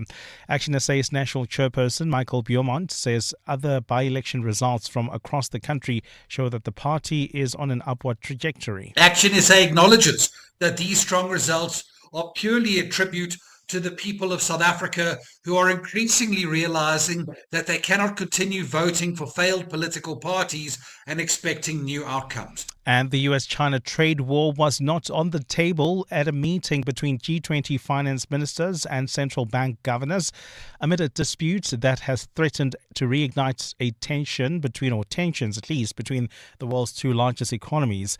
The G20 finance track met for a 4th and final time under South Africa's G20 presidency this week. The event focuses on global economic stability, improving international financial cooperation, and addressing pressing global challenges. Nokayam Dambo takes a look. China and the US have started charging additional port fees on shipping vessels amid renewed tensions. The port fees from both sides have caused fear among analysts who say maritime trade has become a key battleground between the 2 nations.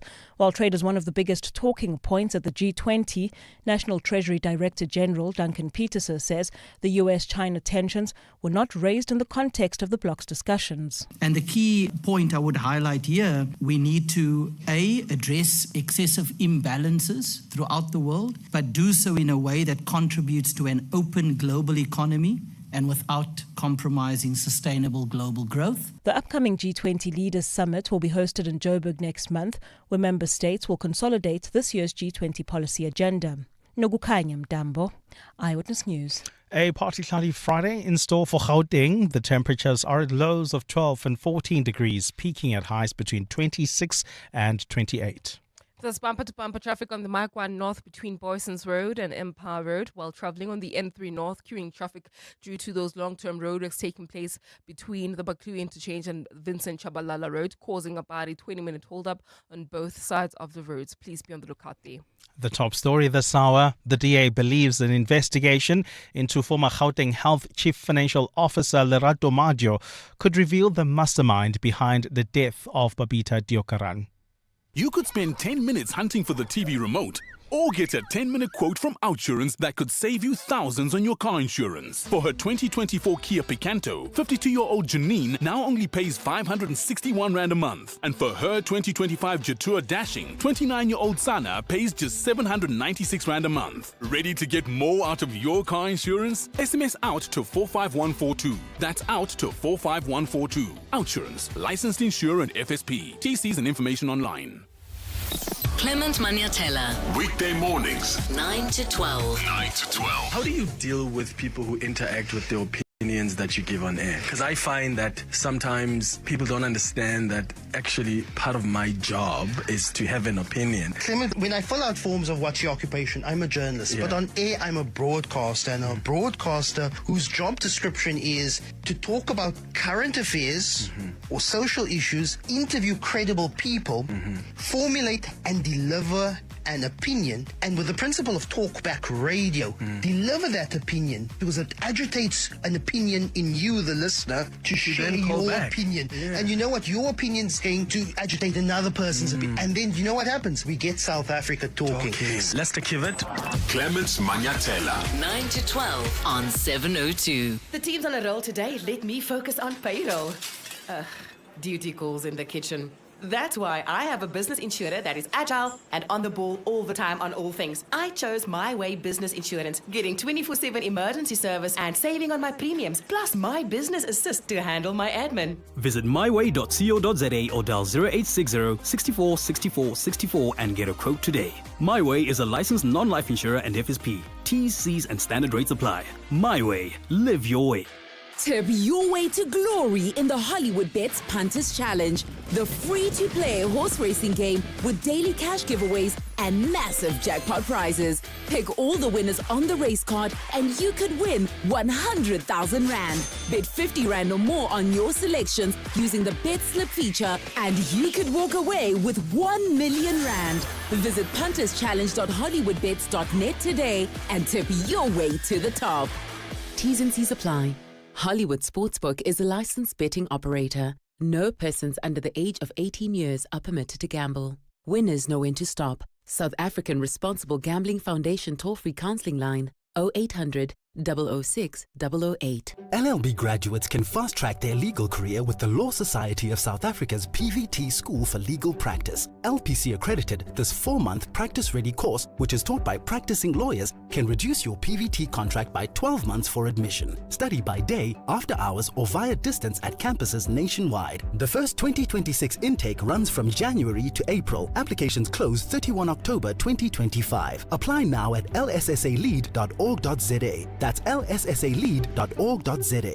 702 and corporates that care with Investec are talking about Investec's flagship education initiative, ProMaths, in partnership with Kutlwanong Maths, Science and Technology Center. It started 20 years ago in Dobsonville on a pilot program with 105 pupils. Fast forward to 2025, 28,000 learners have been through the program, and we believe that the impact that this has had has been something beyond numbers, something beyond science. It's about people, purpose and hope. And I think the ability to partner with Kutlwanong to look at how you could build something that could be replicated. So starting with one school in Dobson 20 years ago, now having 19 of these centers operating across South Africa, 10 which are sponsored by Investec and 9 by other sponsors. Visit mywalk.org.za to learn more. Investec, out of the ordinary. On 702, let's walk the talk. 702. WhatsApp Bongani on 072 702 1702. Bongani, good morning. Happy Friday. Yeah, let me relieve myself a bit with humor. I love your word. When you said the president is not the fastest gun in the West. Yeah, that's funny. Here we come. Good morning, Bongani. Tabisha here from the Nation. As regards Sunzu Mchunu, particularly the letter and what I think might have been his intentions. I think his intentions was that by the time General Masemola comes back from leave, the acting commissioner would have disbanded and completed the process of disbanding the PTT the political killing trust team, so that by the time he come back, everything is done. And it makes you wonder why did he not want Masemola's involvement in its disbanding. Thank you very much. Tabisha here from Dennilton. There are going to be questions being asked and unanswered, I'm afraid, for days, weeks, months to come. But we've got to keep an eye on all these things because if nothing else, what is very, very evident is that the murkiness of our law enforcement and the connections with politicians and political parties and internal dynamics and the criminal underworld, that connection is no longer deniable, is it? 702. What's the question? What's the question is brought to you by Outsurance. Your chance to win up to 3,000 Rand in cash. So first we've got 1,000 Rand for the answer. Then a little later, 2,000 Rand if you can give us the question. SMS out to 45142 now. And you could save on your car insurance. If you don't, ask Outsurance for 500 Rand. Today's answer comes from Tanda in Rosebank. Tanda, what's today's answer, please? Morning, Bongani. The answer is 56. 56 is today's answer. And tell me, Tanda, have you got yourself a quote from Outsurance?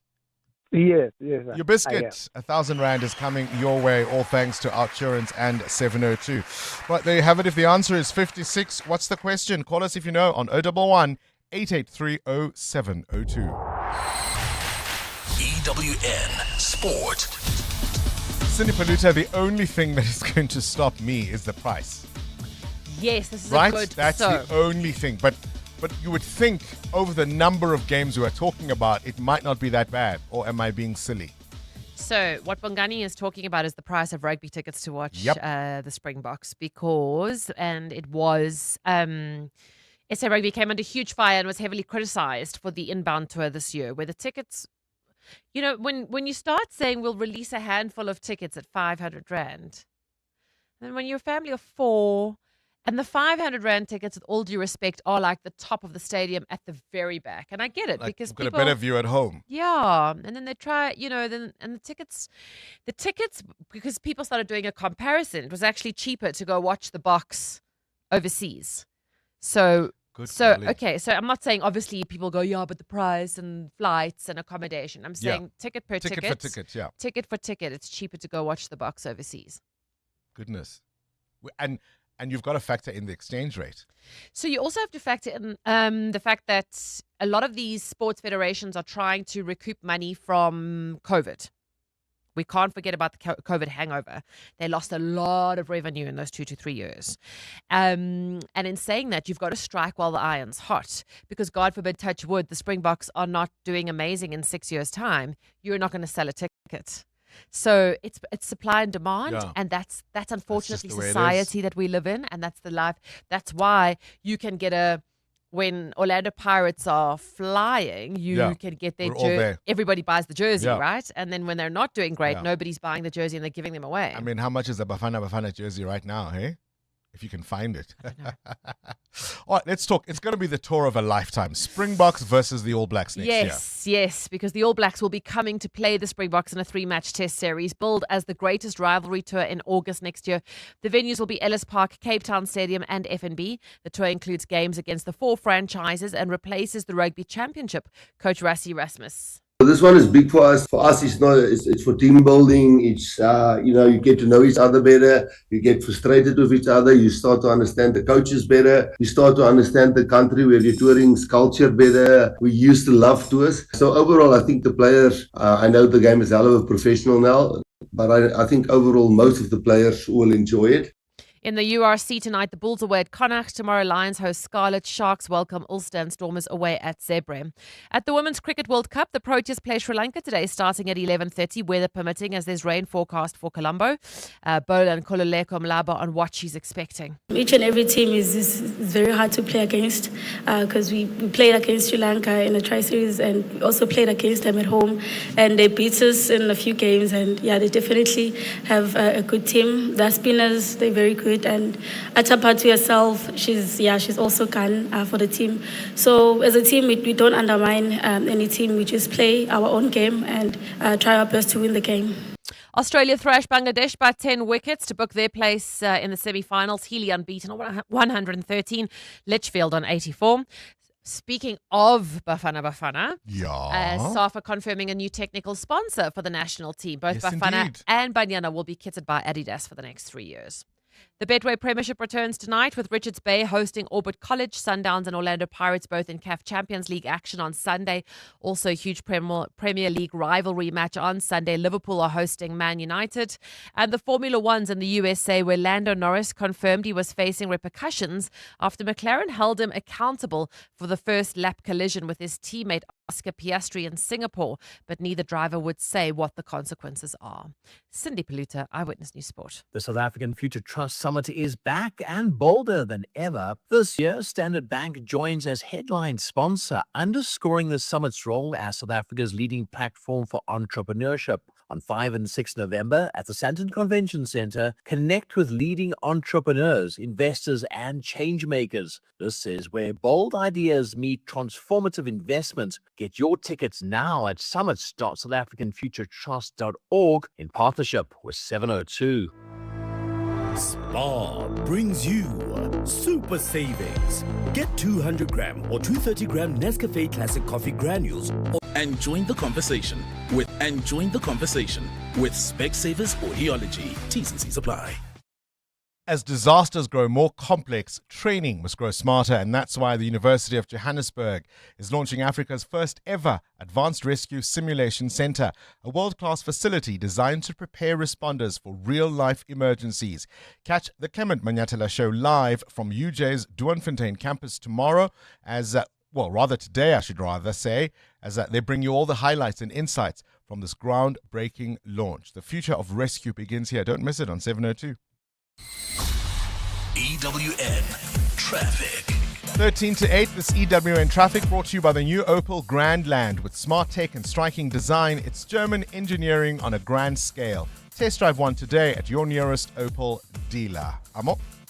Well, Bongani, we've got a car stuck on the road. It's on the N1 north after Allendale Road. It's in the left lane. Please be on the lookout there and approach with care while traveling on the southerly direction of this route. Do expect delays as you approach Allendale Road. That's due to peak time pressure between Brackfontein Interchange and Allendale Road. There's also queuing traffic due to peak time pressure along the Mike 1 north between Boysons and Empire Road, while traveling in Kelvin. Bumper-to-bumper traffic between Modderfontein Road and the Buccleuch Interchange. That's due to those long-term roadworks causing about a 40-minute hold-up along that route. Please be on the lookout there and continue driving with care. Traffic lights are out of order in Linksfield at the N3 North and Linksfield Road.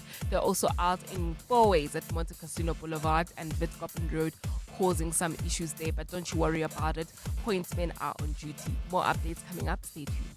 There's more EWN on air, online, and on the EWN app. Don't ever settle for great. You know that great feeling after nailing a big presentation? Imagine upgrading that. I'm talking driving home with your car's massage seats, practically high-fiving your bum. Headlights so bright, you feel like the star your boss said you were.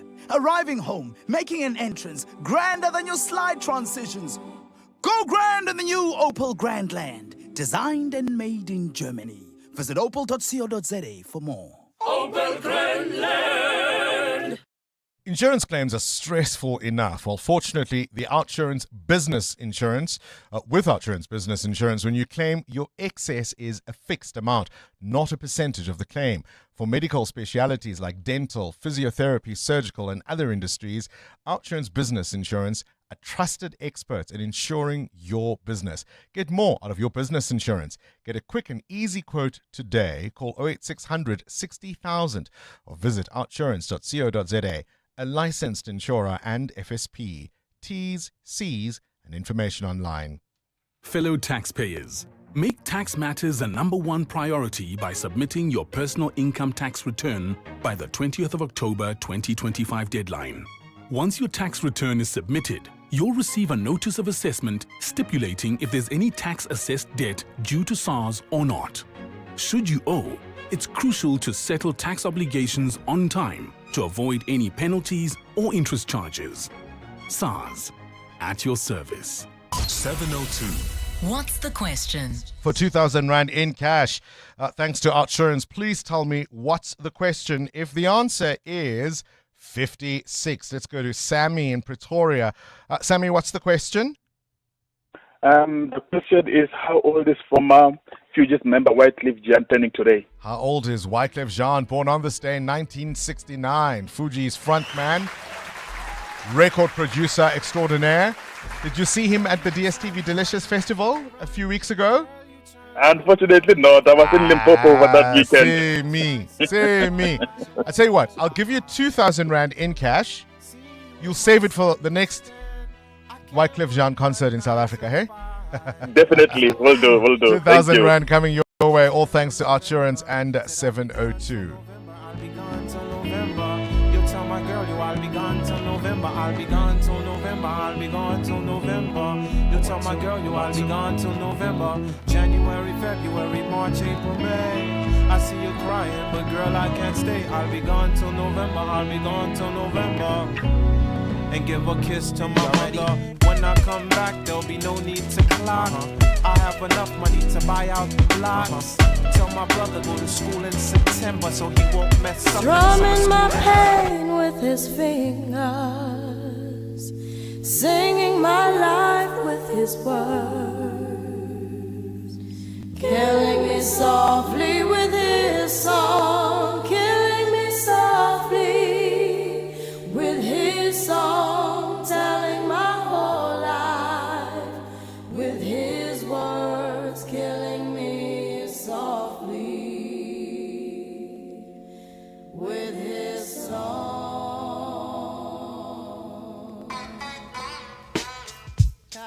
Yo, this is why Clef Refugee cries well. Little bass sitting up here on the bass. While I'm on this road, I got my girl L. One time, hey yo L, you know you got the lyrics. I heard he said, ready or not, here I come, you can't hide. Gonna find you and take it slowly. Ready or not, here I come, you can't hide. Gonna find you and make I gotta say, isn't KG the best? The best of the best. Can you give yourself a round of applause? Give yourself a round of applause. Come. Yeah, there we go. That's how you celebrate Wycliffe Jean. Thank you, KG.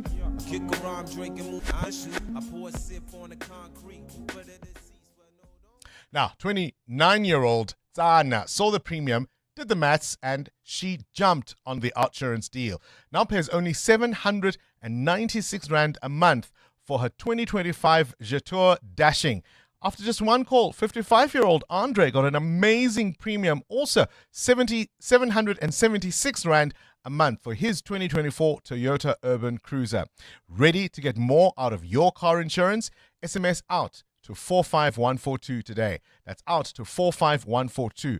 OUTsurance is a licensed insurer and FSP. T's, C's, and information online. You can become a victim of a legal problem: wrongful arrest, assault, uncontested divorce, rental disputes, maintenance matters, or labor problems. It can happen to you.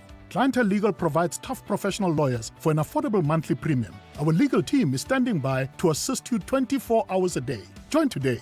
SMS legal to 48721. That's legal to 48721. Clientele General is an authorized FSP and licensed non-life insurer. T's and C's online. Standard rates apply.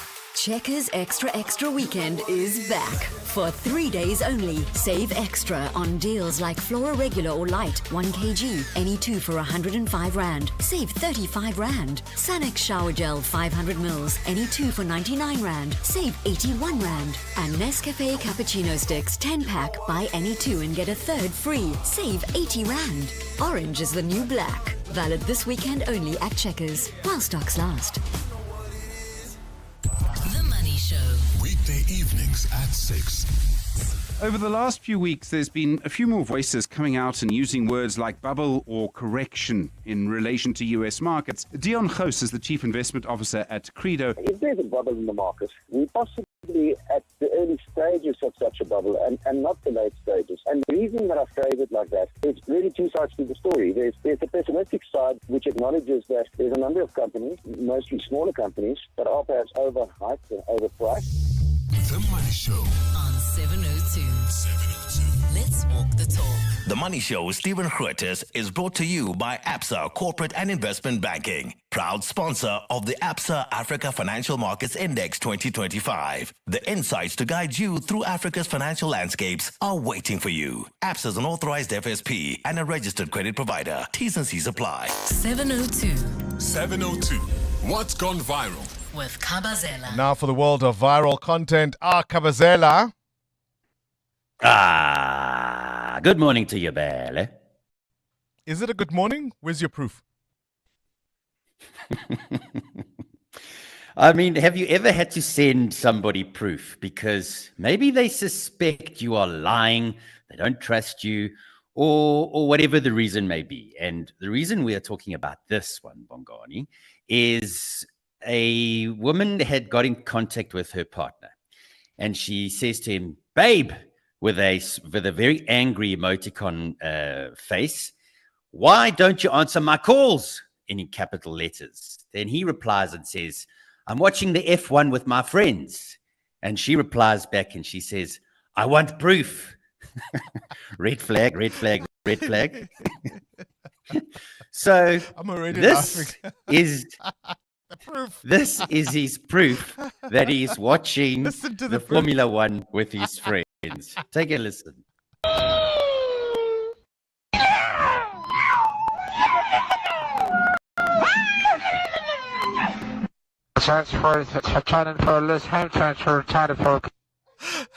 It sounds like Formula One being driven by cats. Look, I mean, listening to those clips, maybe Ferrari was number one, McLaren number two. I don't know, but I mean, that's his proof, really. So I suspect maybe that relationship didn't last after that proof, right? So let's put it out there this morning. Quickly Googled Formula One cars racing. I mean, really. Who knows? So let's put it out there this morning to our 702 family.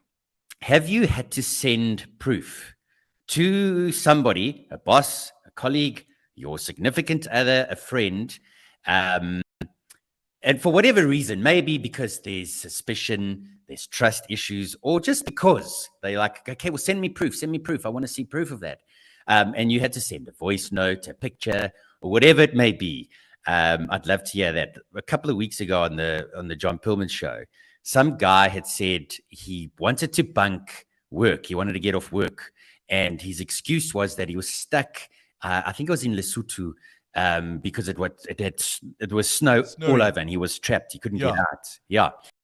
And a couple of friends had sent him photos from the exact same place where he was. So he just forwarded these photos to his boss and said, "Look, yeah, he has proof. I'm stuck. And it worked for him. So, let's hear some more of those stories. I mean, the silly part of all of that is he's saying it on 702. I wonder if the boss isn't going to find out at some point or another. Right, that's what's gone viral with Jonathan, seeing as he calls me Bongani. Has he ever called me Bongani before? I don't know. Thank you, Jonathan, for what's gone viral. 702. 702. Feedback. With Siamtanda Matiso. Proof, Siamtanda. Yeah, Proof of I mean, payment. I recently did share with you guys that I was late and I cut myself, and without even the driver asking me, I sent him a picture saying, "Hey, listen, I had a little incident." Because you delayed the driver to take a picture of your cut finger so that you would have proof. that I cut my finger. Fun show today, Bongs. Listen. Well, Muteo asked that question. What is your favorite food combo? What's yours? Mine is Be interesting. I love it when I smash together my almonds, put it in my Nutella, and put it on my toast. Ah, the crunchiness, the sweetness. This bread central. Everybody's eating bread. Also, I mean, someone mentioned tinned fish with pap and cabbage. That's a nice combo, Bongs. You can't. Come on. It is. Slap chips, white bread, Coca-Cola is another one. That's nice. You've got to add your ration. Someone said avo with honey and on toast, and I was sweet, like, no, that wasn't meant to be sweet. Come on, this is like people Slavery. putting sugar in amas. Oh no. No. Okay, yeah, let's exactly. just Thank move you. on. Yeah. Actually. Also, lots of reaction on the Minister of Police appearing before Parliament. Listen, Bong, 702 landers are just not feeling his responses. They're saying he's just digging a deeper hole. They're not understanding some of his answers. I mean, he did say that Mkwanazi knows he's not a criminal, but his answers, people are just not convinced. Just like his colleague. Yeah. See. Tolash. Up next, I'm going to tell you about another minister who said the most extraordinary thing yesterday, talking to journalists. This, of course, in the context of our universities, some of them at least, being severely disrupted. You're not going to believe your ears. That's coming up. This is EWN. Senzo Mchunu is expected back in Parliament today, and Donald Trump will meet with Vladimir Putin as he tries to stop another war. Good morning, I'm Sfiso Zulu. Suspended Police Minister Senzo Mchunu will return to Parliament this morning to answer more questions about alleged corruption and abuse of power. Mchunu has so far denied claims that he's linked to criminal syndicates. One of the suspected criminals Mchunu has been linked to is Brown Mokgotsi, whose business in the Northwest was raided by police last night. Babalondenza reports. Evidence leader Norman Orenser told Senzo Mchunu that he thought it was bizarre how his directive on New Year's Eve last year landed with Kat Matlala and Brown Mokgotsi less than a day later. Orenser referred to WhatsApp messages where Mokgotsi and Matlala confirmed the disbandment of the task team. But Mchunu distanced himself from the messages and referred the committee to Matlala and Mokgotsi. And I want to repeat, I never spoke to Brown Mokgotsi in this period, particularly about the disbandment. How he got to know, how he got access to the letter, it is better explained by him. Mchunu says he has no links to any syndicates. I want criminal syndicates. I want them. But not that I wanted to protect them. Mchunu says he believes very strongly that the Constitution allowed him as the minister to take the decision to disband the task team. Babalondenza, Eyewitness News, Parliament. In Cape Town, Gift of the Givers volunteers have had their hands full responding to multiple fires in the city. The humanitarian aid organization says members were inundated with calls for help yesterday from 3 active fire sites. The first call was from the community of Overcome Heights near Muizenberg. A second fire was then reported in Site B in Khayelitsha, while a third fire erupted in Wistsands in the Atlantis area. The group's Ali Sable. Gift of the Givers has activated teams to assist at all 3 fire sites and will be doing a full-scale operation once the fire department has declared the fire site safe. Mineral and Petroleum Resources Minister Gwede Mantashe says the United States trade tariffs are not as yet having an impact on the fuel price in the country. But he says the only way to secure affordable fuel is through exploration and increasing the country's refining capacity. Answering questions in the National Council of Provinces yesterday, Mantashe said that it was also not helpful to securing the country's energy future that exploration efforts are regularly being blocked. Lindsay Dentlinker reports. Minister Gwede Mantashe says since South Africa does not export any fuel to the United States, there's been no impact on the local fuel price, which is largely determined by the price of crude oil. He says the local petroleum sector is still mostly dependent on imports. The solution is in the discovery and exploitation of our own petroleum products. At this point in time, every time we touch a petroleum exploration, as we do in the Orange Basin, we end up in court. Mantashe says if the impasse could be resolved, it would guarantee fuel supply and more secure pricing. He says oil reserves sold during the COVID-19 pandemic have not been replenished. Mantashe adds that the decline in refining capacity is a risk to the economy and why dormant refineries need to be revived urgently. Lindsay Dentlinger, Eyewitness News, Parliament. And US President Donald Trump will meet with Russia's Vladimir Putin in Hungary after what he says was a very productive phone call.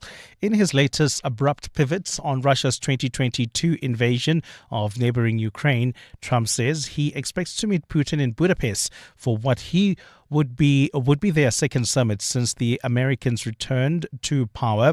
Trump's relations with Putin, a leader for whom he has repeatedly expressed admiration over the years, have blown hot and cold since he returned to the White House earlier this year. The Kremlin has welcomed what it calls an extremely frank and trustful call. The U.S. president expects the meeting with Putin will take place within the next 2 weeks. I thought it was a very good phone call. I thought very productive. But I'll be meeting with President Putin, and we'll make a determination. Tomorrow I'm meeting with President Zelensky, and I'll be telling him about the call. Gold is trading at $4,356.84 an ounce. The rand is at 17.34 to the dollar, 23.36 to the pound, 20.33 to the euro. Brent crude oil is at $60.90 a barrel. The slow-moving traffic on the N1 South between the Braakfontein interchange and Allendale Road. Peak time delays here. While travelling on the N3 North, we've got delays between Vincent Chabalala Road and the Baklu interchange due to roadworks. And in your sport, the Proteas women take on Sri Lanka at the Cricket World Cup at 11:30 a.m. The All Blacks will tour South Africa in a 3-test series, replacing the Rugby Championship for 2026 and 2030. And Netball South Africa says Cecilia Molokwane remains suspended, despite her saying she's running to be re-elected as president for a third term. A partly cloudy Friday in store for Gauteng. The temperatures will peak at highs between 26 and 28 degrees. The top story in EWN this hour.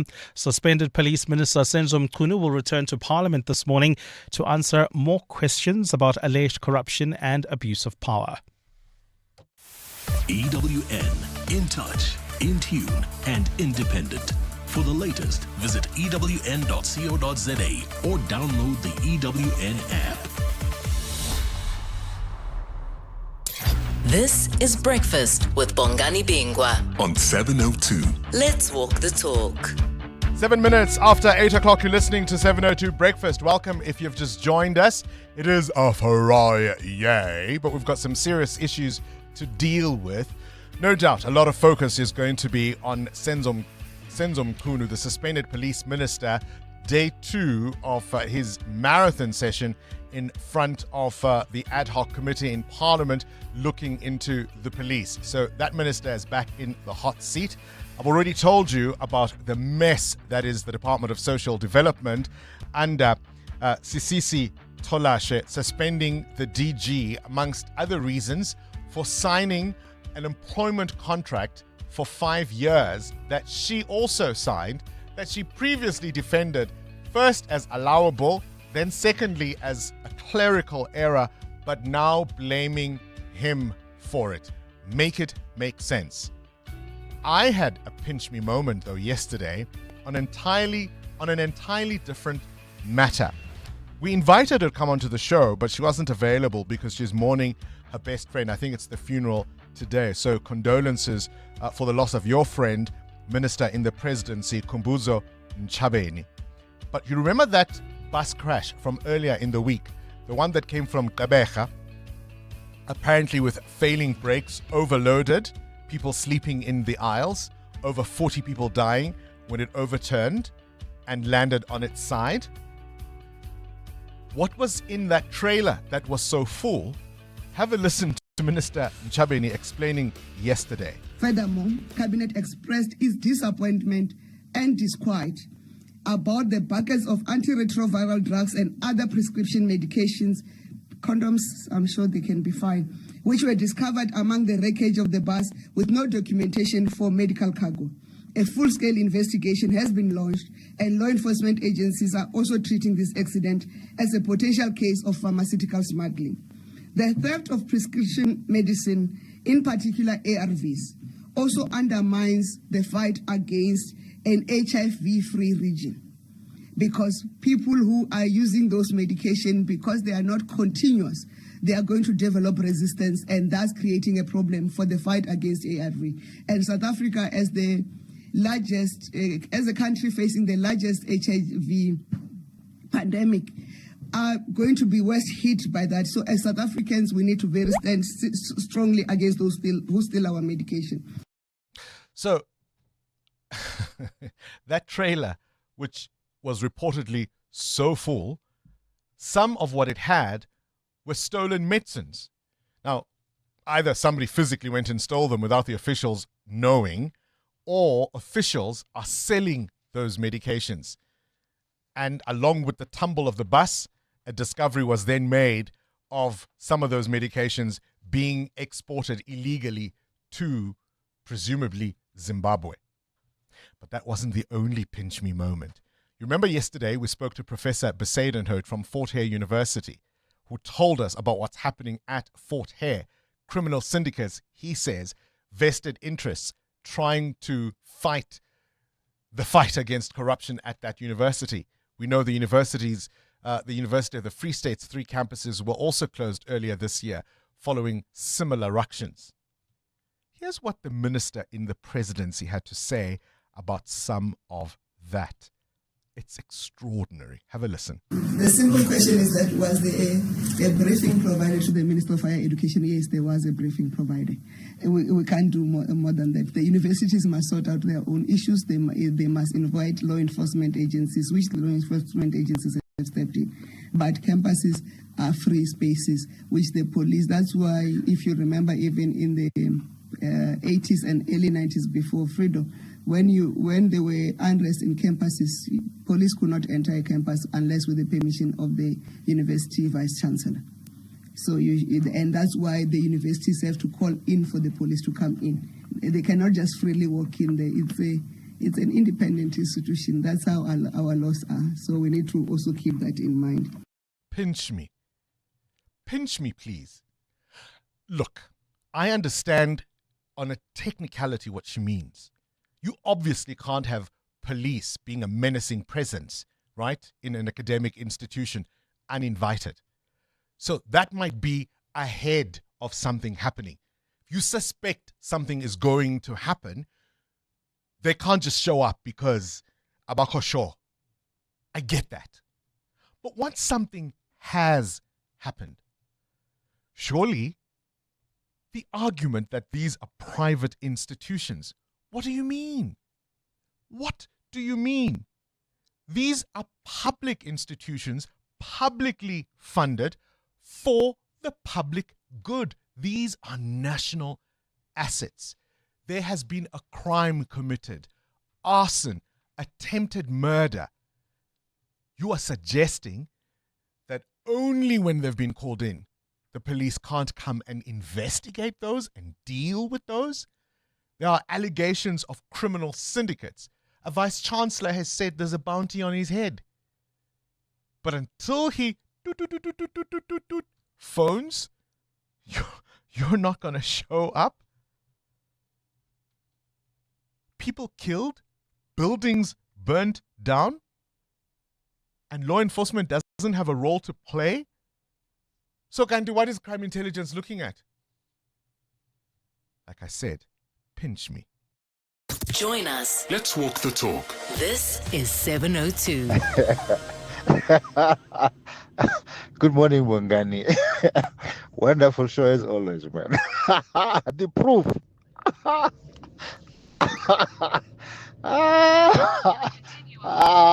Some guys. Yeah. Some guys will make it happen, Bongani. I can't stop laughing, man. The proof. I want some proof.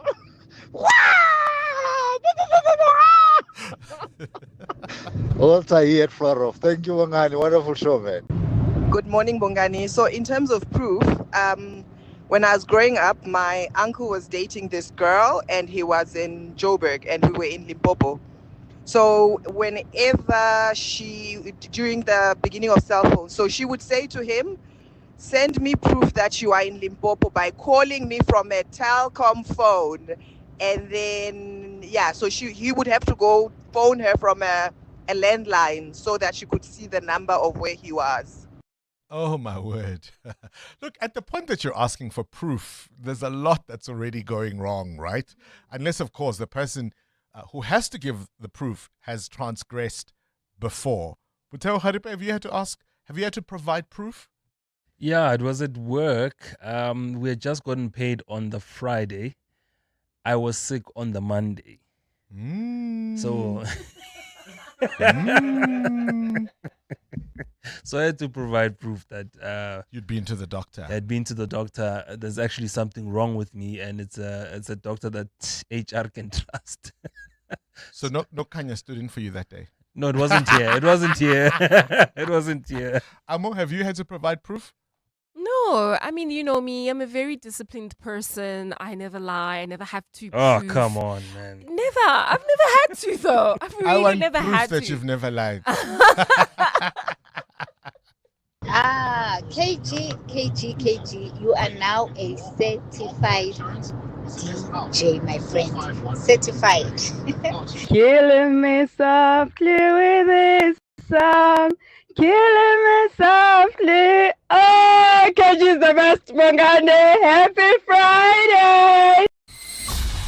EWN Traffic. You know what I love about what we do? There are so many contradictions that are really interesting. Many people who listen to talk radio, every now and again, the research shows us, want a bit of music. Just a little tika-tika-tika-nyan. And that's why KG is doing so well. Coming up next, who is going to be the final winner of the 5 tickets to the South African Future Trust Summit at the Sandton Convention Centre on the 5th and 6th of November?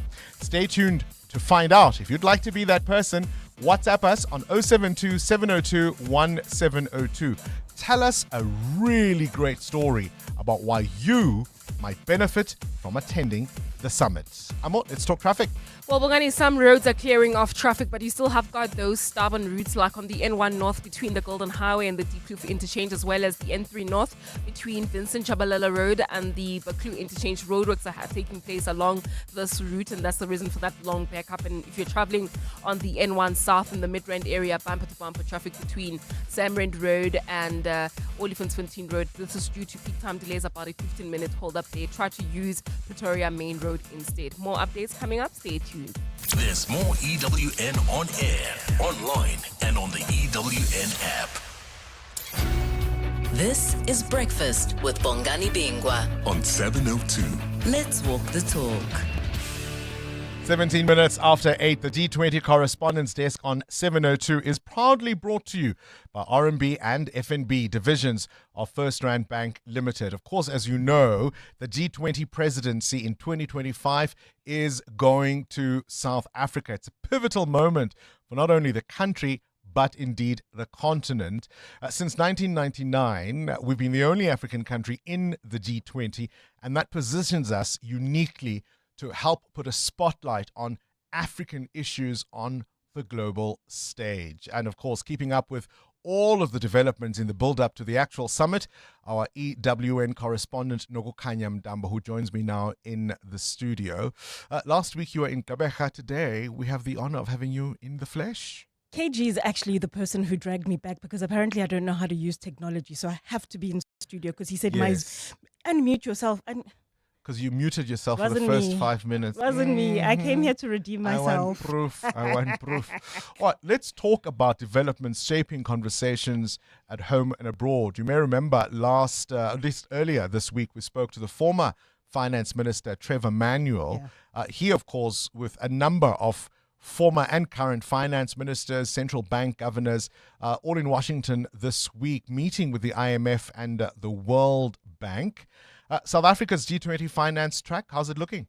You know, the funny question that our colleague Tembegile Mkhototo asked me earlier as I was upstairs preparing to come down was, what was the mood of the meeting? And I thought, it's a meeting. It's the mood of the meeting. Remember that classic line? It's been interesting to watch actually the mood. It was funny because it's been interesting to watch, particularly the mood starting from February when we had the first finance track meeting with the finance ministers and the central bank governors. It was tense back then, Bongani, because they couldn't find consensus on a number of things. We got to the July meeting and things were starting to look a lot better. They were finding each other and finding common ground on a number of things. Back in February, one of the big sticking issues was the issue of climate financing, for example, all the way to where we are now, starting to look a lot better, agreeing on a number of things. We do still have that communique that was agreed on in July still in place. So looking a lot better than it did back in February. Talking about disagreements, let's bring it home. Our own Finance Minister, Enoch Godongwana, and his Reserve Bank Governor haven't necessarily seen eye to eye throughout the year. They're about to hold a briefing together on the outcomes. They did. So that was yesterday. Enoch Godongwana actually wasn't around, so they sent David Masondo to, but it has nothing to do with the tensions. It doesn't. They actually partially resolved the issue of the inflation targeting, which is why they actually had a bit of, a back and forth. Call it that, Bongani. But we did have that briefing by David Masondo as well as Lesedi Kganyako, the Reserve Bank Governor, yesterday, just taking us through the outcomes of yesterday, or the 2-day meeting that they had in Washington on the sidelines of the IMF meeting as well as the World Bank, still sticking to the pertinent issues and the core challenges that they've been wanting to address. The issue of debt, addressing the debt crisis, the issue of the Africa agenda, particularly when it comes to development, and again, Africa when it comes to the debt biases that they face, the issue of the credit ratings and what Africa perceives as unfair credit ratings on their end. So addressing that, the trade issue, the issue of global growth. So all of those that they had spoken about in the communique in July, still sticking to those here in that particular meeting now. All right, let's talk about Stats SA's August mining production data. That's out. Platinum in a bit of trouble in terms of growth output, right? So platinum not in a good place, but we know, of course, gold up by 20% in terms of that sector's market value, and all the geopolitical instability, meaning gold. It's a mixed picture, isn't it? Yeah, it certainly is. Gold seemed to be the shining star for much of the year, but in this particular outcome that the Stats SA released in terms of the August output for mining, we saw both PGMs, the platinum group metals, as well as gold dragging down the output for August. And the mining industry has been doing quite well actually over the past couple of months, so it was actually a bit of an unexpected outcome this time around to see it dragged down by, I think it was 0.2% in August compared to the previous one. But it remains quite important to keep track of the mining developments, particularly because of its importance, not just for the South African economy, but the conversations that have been happening at the G20 as well. Listen, despite its challenges, mining still contributes, 6% to GDP in South Africa? Yeah, absolutely. And so that's exactly why it's so important to keep track of it. Mining, manufacturing, agriculture, those are the sort of industries that will move the economy from a lime green, because it's never doing so well for me to even say green, from a lime green to a red on a bad quarter. So it's so important to keep track of that. Nokanya Mdambo, you're absolutely fabulous. Look at you. You're so fantastic. The G20 Correspondence Desk on 702, every Friday, brought to you by RMB and FNB. Hosted for the first time on African soil, the G20 Summit will focus on solidarity, equality, and sustainability. News, insights from the summit. We will be bringing you the G20 Correspondence Desk every Friday, thanks to RMB and FNB. Guided by the spirit of Ubuntu, RMB and FNB empower communities. Divisions of First Rand Bank Limited, an authorized financial services and credit provider. 702, The World View with Adam Gilchrist. Catch up now with news from elsewhere in the world. Now, Adam, how well do you know your neighbors? My goodness. Yeah, this certainly poses that question, doesn't it? And would you notice if something was amiss? So in this case, this is absolutely gripping Poland, this story.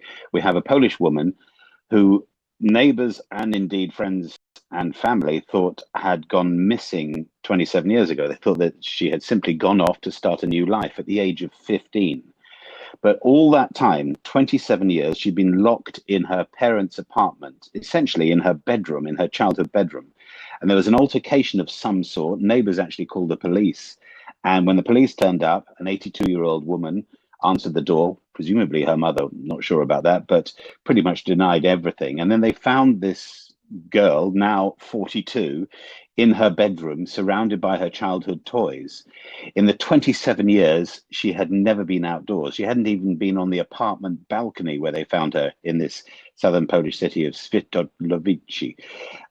She hadn't in that time, of course, been to a shop, a doctor, dentist, hairdresser. Nobody had visited the apartment either to help her out. So she was in a pretty rough way and a pretty bad way, emaciated beyond belief. And as medics put it, days from death. Why would a mother do that to her child? And 27 years, there was no intervention from anyone. Sadly, not the only case like this in the world, is it? I mean, it must be some form of obsession with your... I don't know what it is. Nothing can quite explain something as horrible as that poor woman. Let's talk about the tropical rainforest problem, Adam. Yeah, I had no idea this could happen. Maybe that's me being stupid, but the tropical rainforests, we all think, the Amazon lungs of the world, and rainforests obviously absorb all the carbon dioxide and carbon monoxide and put out oxygen for the greater good of our planet, and yet they can do the opposite.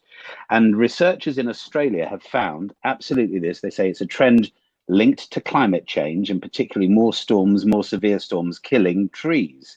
And in Queensland, they've looked at the rainforest there and suggested that instead of being a carbon sink, it's the absolute opposite. So because so many trees are dying, the old wood becomes dead wood, and that therefore releases carbon rather than absorbs it. And there's more dead wood than there is new growth. So what's more, this research, because of the sort of time that's involved in this, you have to monitor trees that are dying or not. It goes back 25 years. So although, of course, it's new data, it's on old evidence, which somehow is even more worrying that for 25 years, potentially, the Queensland rainforest and maybe others, as researcher Dr. Hannah Carl put it, this could be a sort of canary in the coal mine. What if our rainforests turn against us? Oh, boy.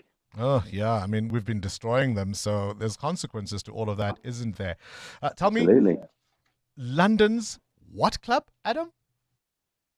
Scream, as in open air, Scream Club. Health and safety warning. We might do a bit of screaming here, but let's see how you feel, Bongs. A woman called Mona Sharif obviously prefers screaming to moaning. Anyway, Mona Sharif set up this Scream Club. She thought, it's the release of energy. When you're all pent up, and God knows how pent up we Brits can be, when you're all pent up and you need to get rid of some stress and anxiety, yes, we might scream at the TV and at sports matches and in theme parks, actually, thinking about roller coasters and so forth.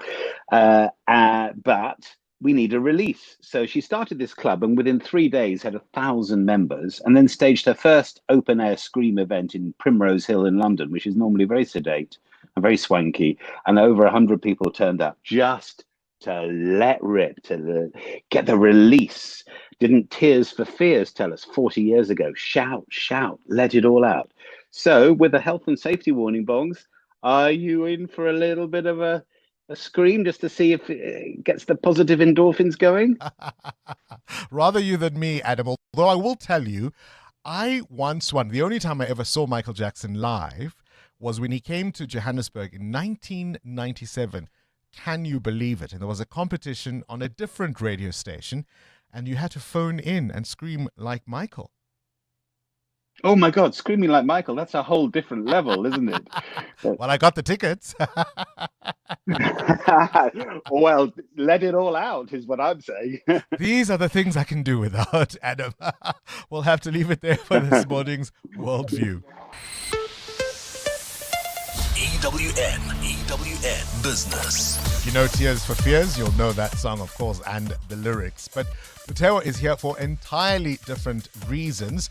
A major merger on the cards in our food industry. Yeah, shares in food maker RFG skyrocketed 24% on Thursday after Premier Foods announced plans to acquire the food producer through a share swap.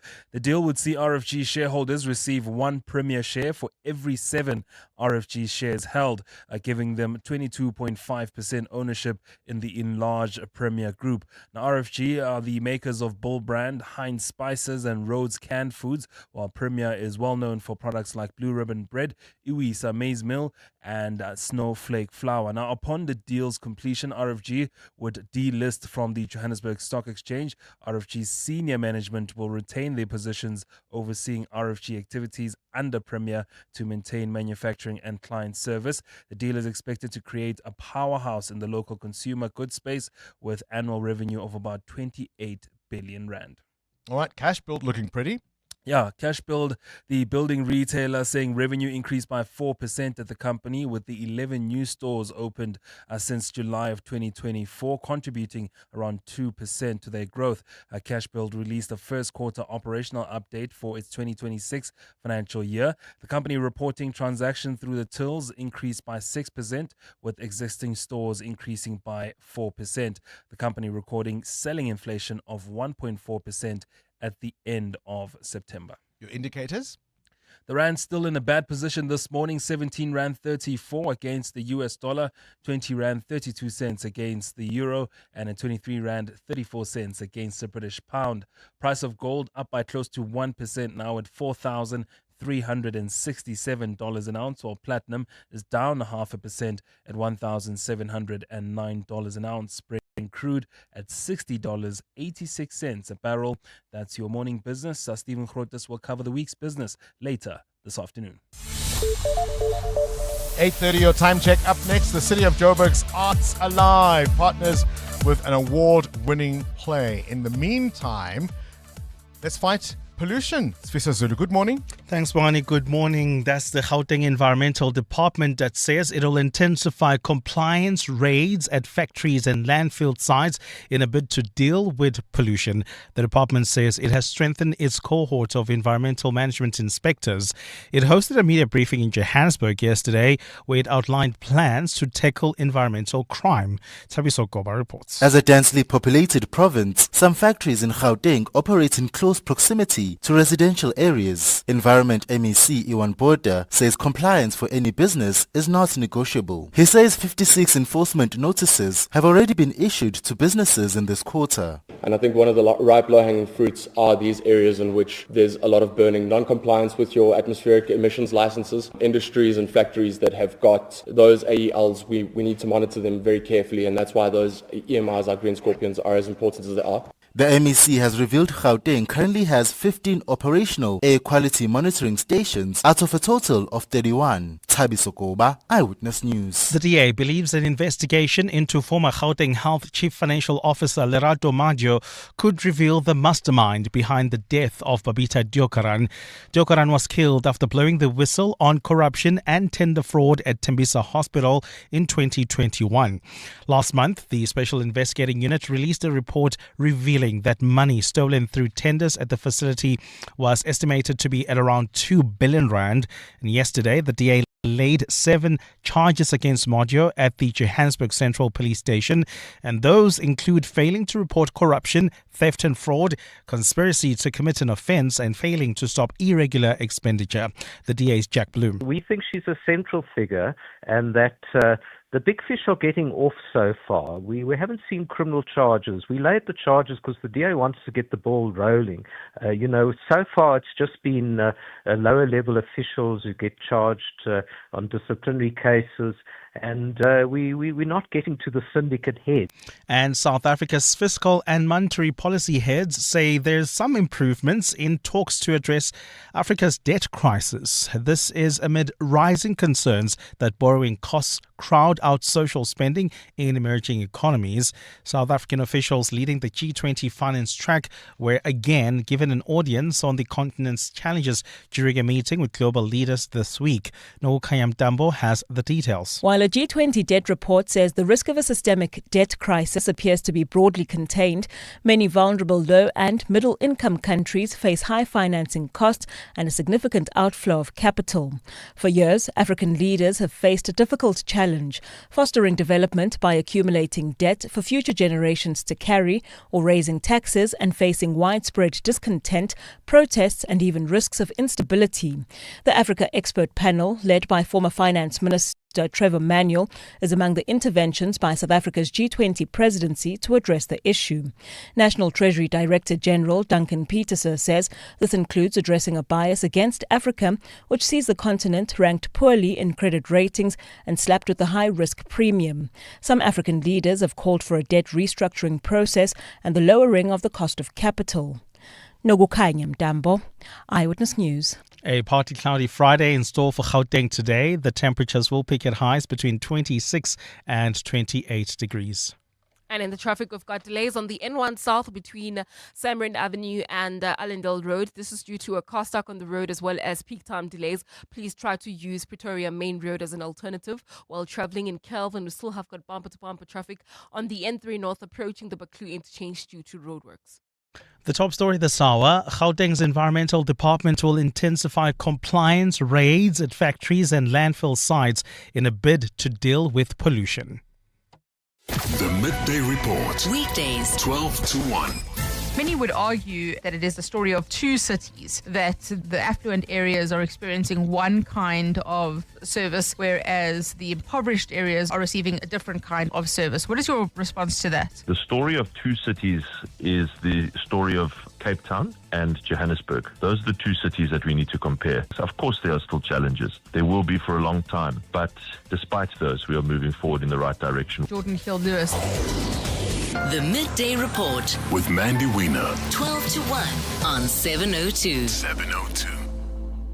People are talking, everybody's talking, and they're saying it's time to make insurance great again. They said our low premiums were fake news. Wrong. We're putting customers first. We're gonna drain the insurance swamp. It's full of hidden fees. But when we clean it up, believe me, it's gonna be huge. This message has absolutely nothing to do with the US government. It's paid for by the King of Insurance, who's making insurance great again. Get a quote now. It'll be the best decision people are saying ever. King Price is a licensed FSP. No fake news, just like her insurance. Lock into roaring rugby action this season with Hollywood Bets. Bet 50 Rand or more on any Vodacom United Rugby Championship fixture, and you could win a share of 300,000 Rand in cash, betting vouchers, or prizes. This includes Smeg bar fridges, macro vouchers, a Sharks captain run, or a player's circle experience. Only the toughest team will prevail. Bet now and let the rugby rumble begin. T's and C's apply. Hollywood Sportsbook is a licensed betting operator. No persons under the age of 18 years are permitted to gamble. Winners know when to stop. South African Responsible Gambling Foundation toll-free counseling line 0800 006 008 or WhatsApp help to 076 675 0710. Your office is more than just a place to work. It's a reflection of your success. At Desk and Chair, we help you elevate your workspace with locally manufactured desks and a wide range of chairs to suit your style and budget. Our expert consultants are with you every step of the way, from planning to delivery and assembly. Visit our showroom in Midrand or shop online at deskandchair.co.za. Desk and Chair. Think, feel, work better. For the first time ever, the G20 summit is being hosted on African soil. Solidarity, equality, sustainability, Africa is at the center. So we bring you every Friday the G20 Correspondence Desk on 702, brought to you by RMB and FNB. The latest news, views and insights. The G20 Correspondence Desk, brought to you by RMB and FNB, divisions of First Rand Bank Limited, an authorized financial services and credit provider. 702. WhatsApp Bongani on 072 702 1702. Morning, Bongani. That medication was not stolen, Bongani. What these people do is they come with a bus, not even with a bus, with a taxi. They've been dropped. Some of them, we see them here in Taha. They collect medication, then they leave to the next spot, collect medication, leave to the other clinic, collect medication. That's what they do. They've got different cards for different. Good morning, Bongani. Selling these drugs, medication in Randburg is a big deal. There is someone who's supplying these people there in Randburg. If you go to Randburg now, you want a bottle of ARV, you get it. If you want a bottle of Panadol, you get it. Just there around KFC there. There's a lot happening there with medication. People, they're selling medication like nobody's business. Any medication that you want. I promise you I didn't cut that first voice note, and it could be all those things, right? It could be that there are indeed people who go clinic hopping to try and get this medication, but from the quantities that the minister alluded to, it sounded like it was quite a lot more than items collected by individuals. It could be that. It could well be that there are those, of course, being sold on the black market. And the fact that somebody can phone in and tell us it's happening in Randburg and the police don't know. Right? This is why all these things, You may think we're all fascinated because it's so salacious that Minister Mkhwanazi and the National Commissioner Masimula and the KZN Police Commissioner Mkhwanazi all don't seem to get along. It's salacious. It's a bit gossipy, isn't it, right? It's juicy. Oh my gosh, did you hear the latest? That's not what it's about. What it is about is that these kinds of things happen and nobody knows. Because why? The leaders of law enforcement are too busy blocking each other on cell phones. 702, love you guys. Commenting on this, sending proof. Yo, it's a problem. So took me back then, I think 2016, when I was still with the telecommunications company in Pretoria. I had one of my colleagues who had to go to a funeral. So it's a family funeral. And we had like this really strict boss, Long story short, on a Saturday, because he left on a Monday, the funeral is on Saturday. So on Saturday, the boss requested a proof that he's at the funeral and they're burying that person. So, my guy had to take a video of people crying and the casket leaving the house, getting into the hearse. Yo, that was something else. So, funny story, but touching also. Let's be great bosses. Enjoy the day, guys. Thank you. Let's be great bosses indeed. Kabazela's What's Gone Viral. It's a very funny story, actually, if you listen to it. He will have tweeted it, of course, at John O'Loud is his handle. Girlfriend wants to know what the boyfriend is up to. He claims to be watching Formula One with mates. She says, I want proof. And then he sends her a recording of himself going, meow. It sounded more like cats running rather than cars racing. EWN Sport. Cindy Paluta wrapping up the sports news this morning. How fantastically have the Proteas women played at this World Cup? You were saying earlier, rain is predicted. So what might that mean if the game doesn't really get us a result? It's okay because we're still in a good state. We've only lost one game so far. We're in the top 4 on the table, so that's good. And we've still got to play Australia. And what other team? I can't think of the team right now. I've gone blank. We've played New Zealand. We've played England. We've played India. Now you're going to ask me questions. We're going to play Sri Lanka today. And I would imagine the West Indies. No, they're not in the West Indies? No. I don't know. Can you believe it? It doesn't matter. We're still good. We're looking pretty. And today we're scheduled to play Sri Lanka in Colombo. So a lot of the games in Colombo have been rained out. And so that is the problem. But I think because we are currently 3rd on the table, having played 4 games, we've won 3. I think we're looking pretty good.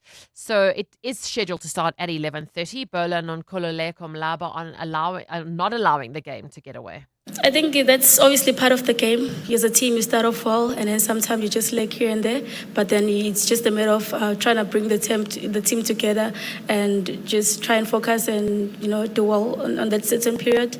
I've watched a lot of games and a lot of teams. They've also been going through the same as us. So it's part of the game. It's cricket. Beauty of playing audio in your bulletin is that it gives you time to open your phone onto Cricinfo's app, and then I can see that we're playing Pakistan on the 21st of October, and then again Australia next Saturday, the 25th. They're already in the semi-finals, though. They are because, they beat Bangladesh by 10 wickets last night. They haven't lost a game yet, so they are definitely, regardless of what happens, because they also have 2 games left. In the URC tonight, the Bulls away at Connacht. Tomorrow, the Lions host Scarlet. Sharks welcome Ulster, and the Stormers away at Zebre. Overnight, it's confirmed the All Blacks will tour South Africa to play the Springboks and 4 local franchises in a greatest rivalry tour. That'll be August next year, and that replaces the Rugby Championship for 2026. The Betway Premiership returns tonight with Richards Bay hosting Orbit College, while Sundowns and Orlando Pirates are in CAF Champions League action on Sunday. Kaizer Chiefs are in Confed Cup action against Simba tomorrow. Huge Premier League rival match. It's on Sunday. Liverpool are hosting Man United at 5:30. And while it is a rival match, do we still get excited about Liverpool against Man United? I think if you're a Liverpool supporter, you do, because for 20 years you had to suffer and... Yeah, it's their turn. calmer. Certainly. Back home, SAFA confirming Adidas as the new technical sponsor for Bafana and Banyana. That's for the next 3 years. In netball, politics continues. Netball South Africa stating yesterday's press conference with Cecilia Molokwane was not sanctioned and she remains suspended by World Netball. Molokwane, on the other hand, said she'll be returning to her position as president and is intent on standing for re-election for a third term. Wow. Okay. Sure. And then in tennis at the Six Kings Slam exhibition, this is the exhibition on the go being streamed on Netflix. A repeat of last year's final as Yannick Sinner will play Carlos Alcaraz. Sinner beat Djokovic and Alcaraz beat Fritz. Both results 6-4, 6-2. Cindy Paluta, Eyewitness News Sport. PSG Asset Management sees opportunities others have missed. Like that stock, once up, now down. We thought good price and started our in-depth research there. Turns out it was a quality undervalued company working hard to restore market confidence to deliver soaring returns when they did. Because for us, a good price is just the beginning. To partner with us, contact your financial advisor or visit psg.co.za. PSG Asset Management Pty Limited is an authorized financial services provider and part of PSG Financial Services Group, a licensed controlling company. Huawei Watch GT6 Series, 2025's must-have smartwatch, introducing the king of power. Up to 21 days of unstoppable battery life in a sleek titanium and ceramic design that's as strong as it's stylish. The Trackmaster with 24/7 heart rate tracking, sleep monitoring, advanced health management, and the world's first cycling virtual power feature. Fully compatible with both iOS and Android. Get yours now from just 169 Rand a month over 36 months or 4,999 Rand at selected retailers. T's and C's apply. At the heart of global conversations shaping our future, Africa's voice is more important than ever. As proud lead sponsor of the B20, the Standard Bank Group is honored to showcase the continent's growth, partnerships, and potential on the world stage. Because driving Africa's growth isn't just our ambition, it's our purpose. Tune in every Monday from 3 p.m. for the Standard Bank B20 In Brief for key insights and updates around the B20. Standard Bank is an authorized FSP and registered credit provider. In a world shaped by those who build, disrupt, and reimagine, there comes a gathering not just of minds, but of futures. The South African Future Trust Summit, in partnership with Standard Bank, is where top entrepreneurs, innovators, and changemakers converge. It's where the future of enterprise is redefined. On 5 and 6 November, you could be there. Stand a chance to win tickets to the South African Future Trust Summit on 702. WhatsApp the keyword SAFT with your name and ID number, telling us how you would benefit from attending the summit to 072-702-1702. Then catch 702 Breakfast with Bongani Bingwa to find out if you're a winner. The South African Future Trust Summit, in partnership with Standard Bank. Your summit, your way, on 702. TCs and more on PrimeMediaPlus.com. EWN Traffic. 13 minutes before 9 o'clock. Let's wrap up the morning's traffic. It's been a busy Friday, Amo. It has been indeed, Bongani. If you're traveling on the N3 North, we've got those roadworks taking place right near the Baklu interchange, causing about a 20-minute hold-up towards the turn-off coming out of Vincent Chabalala Road. There's also queuing traffic on the N1 South. This is heading towards Midrand, coming out of Samrand Avenue. Please be on the lookout there. While traveling on the M1 South, some delays right after Halton Drive as you approach Empire Road. Please be on the lookout there. More updates at the top of the hour. Stay tuned. There's more EWN on air, online, and on the EWN app. To celebrate 25 years of helping you live the Premier life, FNB Premier is giving you a chance to win a 14-day European tour experience and other cool monthly prizes. Open any FNB Premier account from September to 31 December 2025. Switch your salary, swipe or tap a minimum of 2,000 Rand per month for 3 months straight. Spend and win with FNB Premier. FNB, help changes everything. TCs and competition rules apply. FNB, a division of First Rand Bank Limited, an authorized financial services and credit provider. If this ad caught your ear, imagine what Prime Media can do for your business. With SA's leading media company, your message reaches the right audience across radio, digital audio, video, and display. The Prime Impact Sales Event is coming to Joburg, 3 to 7 November, and Cape Town, 10 to 13 November. Register today for a free demo commercial, a custom campaign, and unbeatable annual partnerships. Seats are limited. Secure yours now now at primeimpact.co.za. Business Outsurance are experts in business insurance for optometrists, surgeons, and other medical specialists. Here's Chrissy. Business Outsurance is the best insurer for my business. They have great premiums, wonderful service. I know without a doubt that Outsurance has my back, and we always get something out with Outsurance. Switch to Business Outsurance and you could get a massive 20% discount on your business insurance premium. Visit outsurance.co.za. Switch and save today. Licensed insurer and FSP. TCs and information online. As disasters grow more complex, training must grow smarter. And that's why the University of Johannesburg is launching Africa's first ever Advanced Rescue Simulation Center. It's a world-class facility designed to prepare responders for real-life emergencies. And it's absolutely fantastic because, of course, live from UJ's Douanfontein campus, the Clement Manyatela Show is going to be bringing you highlights and insights from the launch. And we are joined now by Taboshola Mashao, who is in for Clement at UJ. It sounds really, really interesting. A world-class facility. We know, of course, disasters happen all the time. Have you seen much of this Advanced Rescue Simulation Center, Tabo? Not as yet. It's going to kick off at 9:30 and the show will be on. Good morning, Bongani, to you and the listeners. But I've seen the preparations. They're looking very good. Apparently, we are going to see a simulation of a plane wreck as well being played out. And this is meant also to assist, not just for academic purposes, but also for practicalities, military, firefighters, and everyone else who is involved in the rescue industry. Apparently, this is taking it a notch further too, and it's the first in Africa, the first of its kind. So we look forward to that, Bongani.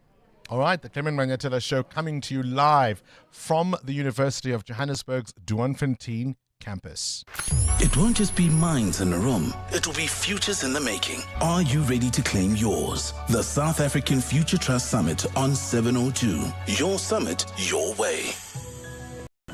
All right, the South African Future Trust Summit in partnership with Standard Bank returning to the Sandton Convention Centre on the 5th and 6th of November. If you haven't bought your tickets yet, what are you waiting for? It's going to be absolutely amazing. International and local speakers sharing groundbreaking insights from their entrepreneurial journeys. There'll be over 2,000 delegates, over 200 exhibitors, all under one roof.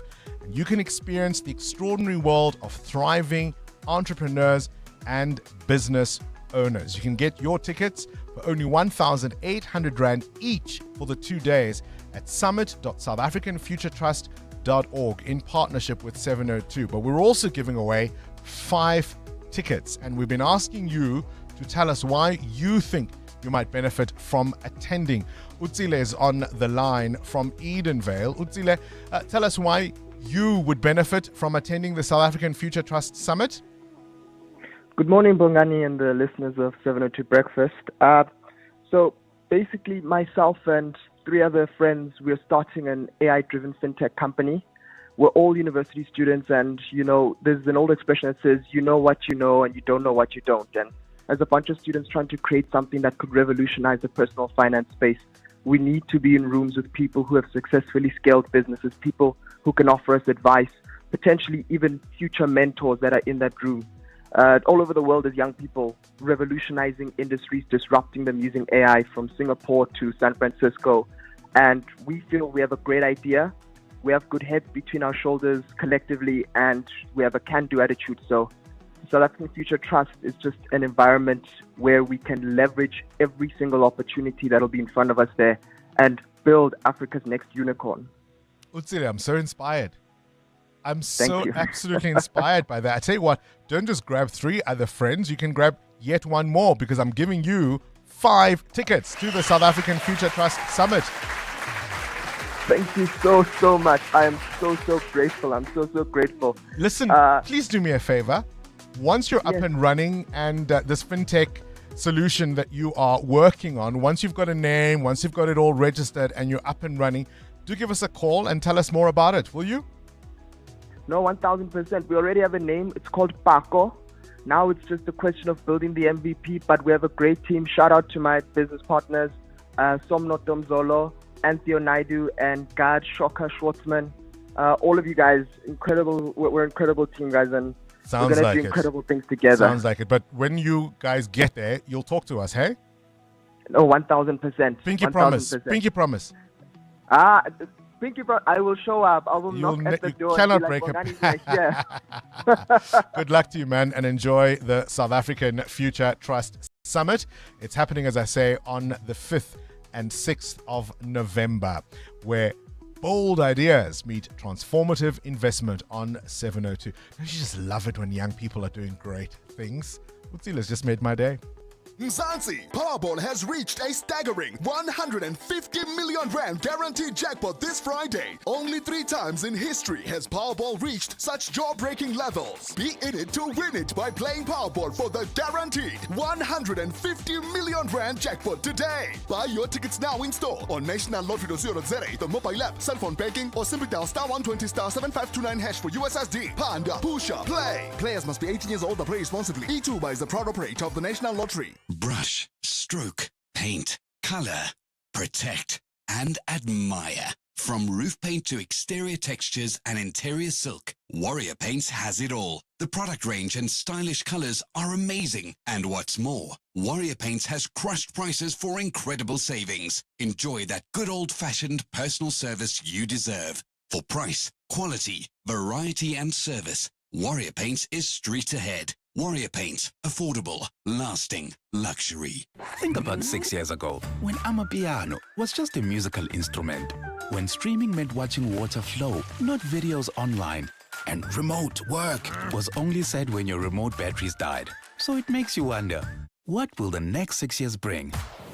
Hino trucks now come standard with a 6-year drivetrain warranty, covering everything from pistons to gears. So although a lot can change in 6 years, our warranty promise won't. T's and C's apply. Hino, all the way. 702. This weekend. Johannesburg's artistic heartbeat alive and pushing once again through the power of theatre. So the City of Joburg's Arts Alive has teamed up with the award-winning play Kalibito la Moya, written and directed by Momo Matsunyane, the 2024 Standard Bank Young Artist of the Year for Theatre. It's a gripping story set in a township called Hasatani, where faith, power, deception collide. And we're so pleased to tell you we've got on the line the Director of Arts, Culture and Heritage in the City of Johannesburg, Vuyisile Mshudulu. Vuyisile, very good morning to you. This sounds absolutely fantastic, this production. The idea, of course, of all these elements, faith, power, deception colliding. It's all about blind belief. It can either heal you or destroy you. Yes, certainly. Good morning to you and good morning to the listener of 702. This incredible production opened to a resounding standing ovation last night at the Market Theatre in the Ramolao Makhene. And it is part of the, this year's anniversary of the Arts Alive, which has now been reimagined to serve as an overarching brand and an assemblage of artistic offerings.